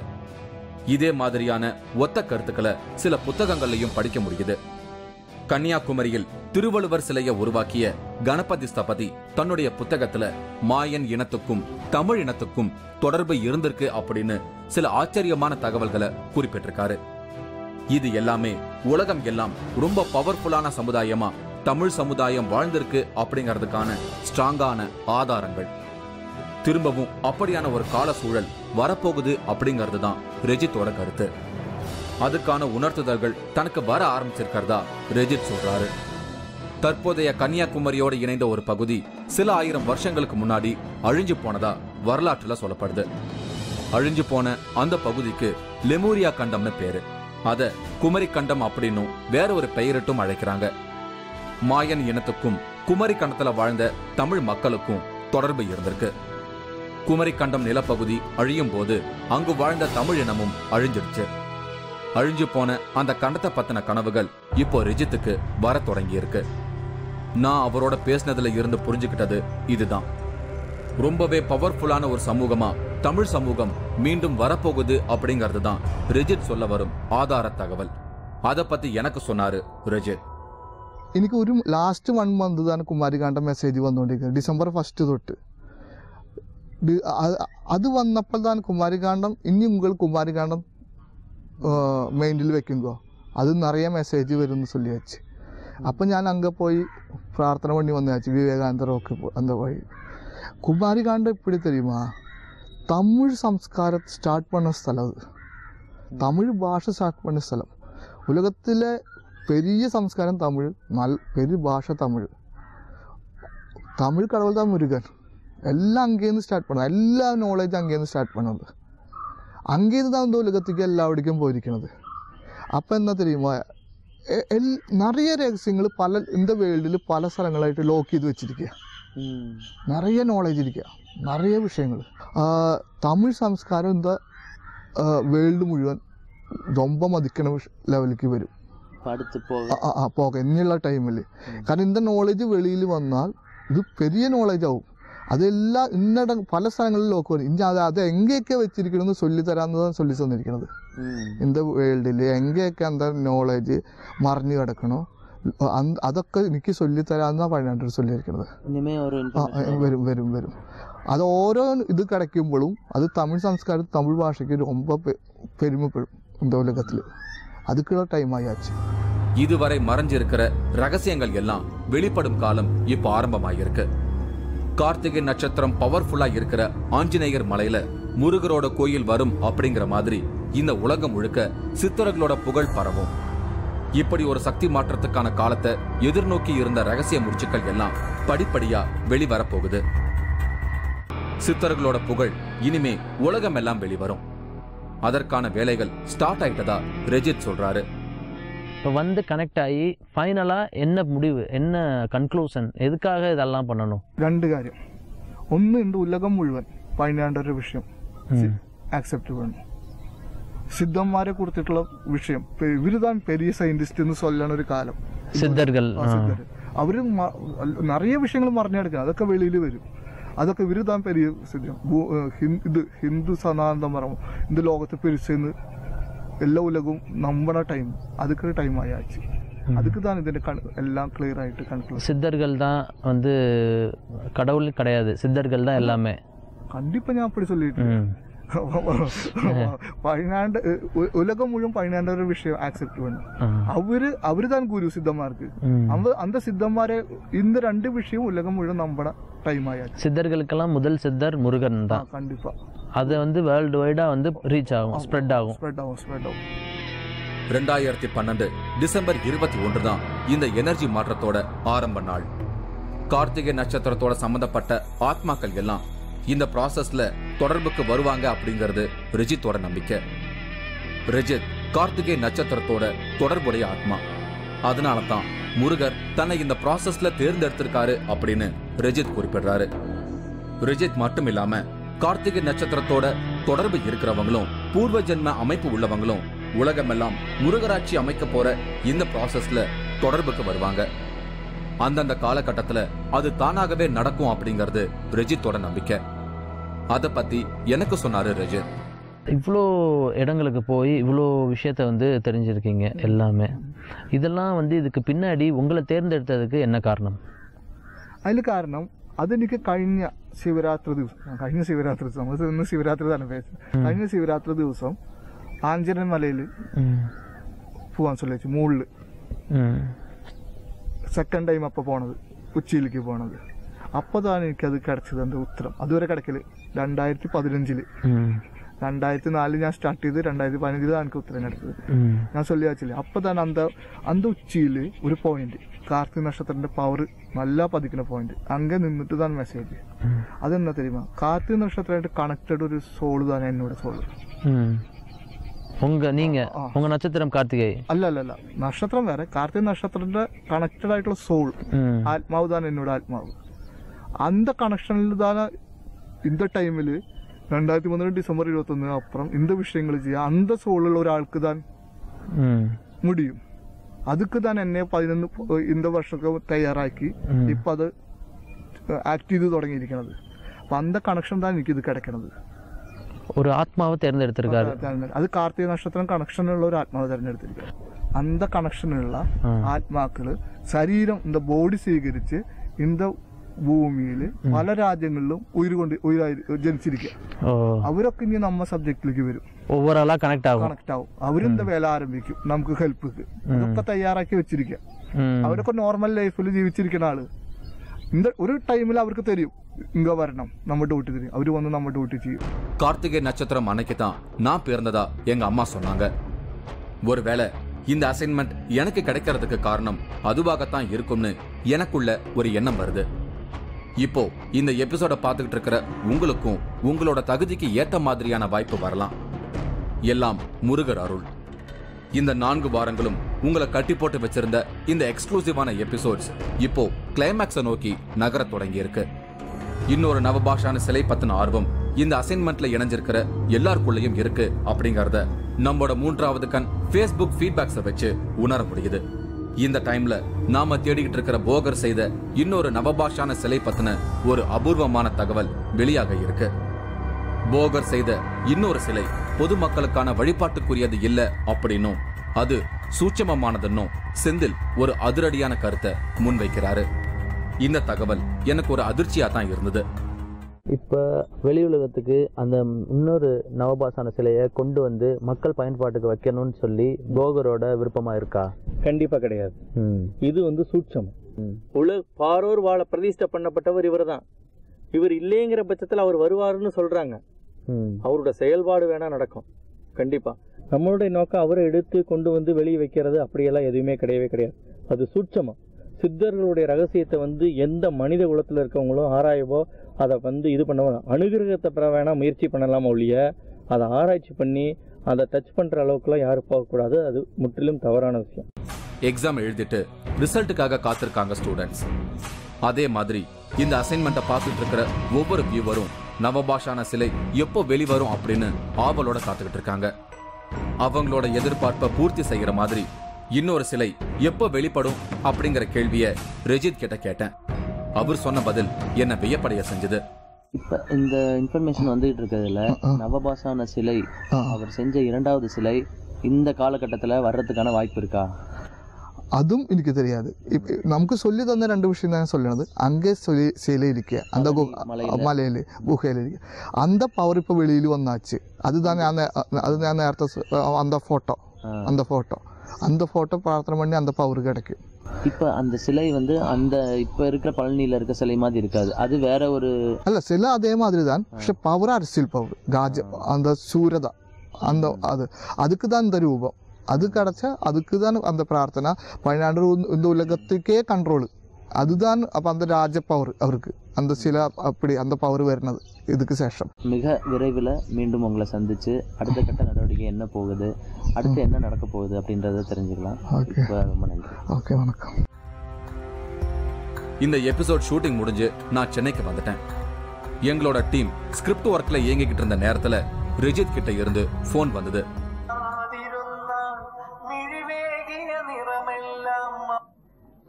வணக்கம் ரிஜித், எப்படி இருக்கீங்க? நல்லா இருக்கேன் நாகராஜ். எப்படி நம்ம வர்க்கா? எபிசோடு இந்த வீக்கோட முடியுது, நல்லா போயிட்டு இருக்கு. இப்போ ஃபைனல் எபிசோடு தான் போயிட்டு இருக்கு. ஓகே, ഞാനൊരു பெரிய மெசேஜ் പതിനാട് சொல்லாம கூப்பிட்டது. திருப்பி உங்களுக்கு மெசேஜ் வந்திருக்கா ஆண்டவர் பழனி ஆண்டவர் மூலமா? പതിനാട് சொல்லி அது பெரிய மெசேஜ், அதுதான் சீக்கிரம் கூப்பிட்டேன். ஓ, என்ன மெசேஜ் சொல்லியிருக்காரு? இப்ப குமாரி காண்டத்தை பத்தி சொல்லியிருந்தோம்ல, அதுல ஒரு பெரிய மெசேஜ். எப்படி தெரியுமா? குமாரி காண்டத்துல அந்த டைம்ல குமாரிகாண்டம் அந்த கடலுள்ളിക്ക് போன டைம்ல குமாரிகாண்டத்துல பெரிய நாலேஜ், பெரிய அறிவு 4 இடங்கள்ல கொண்டு போய் மறைச்சு வச்சிருக்கேன் உலகத்துல. ஓ, அந்த விஷயம் பத்தி அந்த ரகசியத்தை ரகசியத்தை அது நாலேஜ் ஆகும், ரொம்ப நாலேஜ் ஆയിരിക്കും. அது 4 இடங்கள்ல എന്താ உலகத்துல கொண்டு மறைச்சு வச்சிருக்க. அது கிடைச்சால் தமிழ் எவ்வளவு பெருசாக தெரிய போறோம். உலகம் தமிழோட லாங்குவேஜ் வந்து பிரபலமாகும்னு சொல்றீங்க? லாங்குவேஜ் மட்டுமல்ல, அந்த சம்ஸ்காரம், கல்ச்சர், தமிழ் கல்ச்சர் எவ்வளவு ஸ்ட்ராங் ஆയിരുന്നു இந்த உலகத்துக்கு ப்ரூவ் பண்ணும் அந்த அது கிடைச்சால். அதுக்கு க்ளூவும் കൂടി പതിനാട് சொல்லி തന്നിരിക്കുക. நிறைய க்ளூ இருக்கும். அது ஃபர்ஸ்ட் க்ளூ சொல்லி தந்திருக்க, அது സ്വസ്തിക. സ്വസ്തികാന്ന് சிம்பிள் இருக்கு, സ്വസ്തിക சிம்பிள் இருக்கு. மேற்கொண்டு இத தகவல் தெரிஞ்சிட்டு நம்ம பண்ணலாம். ஓகே, തീർച്ചയായും. நன்றி, வணக்கம். Thank you. ஓகே, வணக்கம். லெமூரியா கண்டத்தை பத்தின அடுத்த உணர்த்துதல்ல ஸ்வஸ்திக் சின்னம் தனக்கு உணர்த்தப்பட்டிருக்கிறதா ரெஜித் சொன்னாரு. இந்த எக்ஸ்க்ளூசிவ் எபிசோட் டிராவல் எனக்கு பலவிதமான அனுபவங்களை கொடுத்திருக்கு. இது முற்றுப்புள்ளி அல்ல, நடக்க போற ஒரு சாதனை நிகழ்வோட ஆரம்ப புள்ளி. சின்ன இடைவேளைக்கு அப்புறமா இதோட பரிணாம வளர்ச்சி வீரியமா வெளிப்படும். 3வது கண் நிகழ்ச்சிக்கான என்னோட பயணத்துல திரும்பி பார்க்கும்போது நான் பயணிச்ச சில அசைன்மெண்ட் எனக்குள்ள மிகப்பெரிய தாக்கத்தை ஏற்படுத்தி இருக்கு. போகர் செய்த இன்னொரு சிலை தேடலும் எனக்கு அப்படித்தான் அமைஞ்சிருக்கு. என்னோட கேரியர்ல இது மறக்க முடியாத அசைன்மெண்ட். கேமரா முன்னாடி நான் மட்டுமே பயணிச்சாலும் ஒரு ஆரம்ப கட்ட தகவலா போன்ல ஆரம்பிச்ச இந்த விஷயத்த இன்னைக்கு நீங்க எல்லாரும் பார்த்து வியப்படையாத விஷயமா மாத்தி இருக்கிறதுக்கு பின்னணியில எங்க டீமோட கடுமையான உழைப்பு இருக்கு. உழைப்பு எல்லாம் வெற்றியா மாறுவதற்கு கடவுளோட ஆசீர்வாதமும் நமக்கு தேவை. அந்த வகையில பழனி முருகர் எப்போதும் நமக்கு வழிகாட்டியா இருக்காரு. முருகரோட அருளும் போகரோட ஆசீர்வாதமும் இருக்கிற ஒவ்வொருத்தரும் இந்த அசைன்மெண்ட்ல அடுத்து இணைய இருக்காங்க.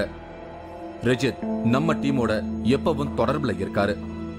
அடுத்த முக்கியமான நிகழ்வுக்கு நமக்கு அழைப்பு வரும். அது வரைக்கும் காத்திருப்போம். வேறு ஒரு நிகழ்வோட நான் உங்களை மீட் பண்றேன். என்றென்றும் அன்புடன் நாகராஜ்.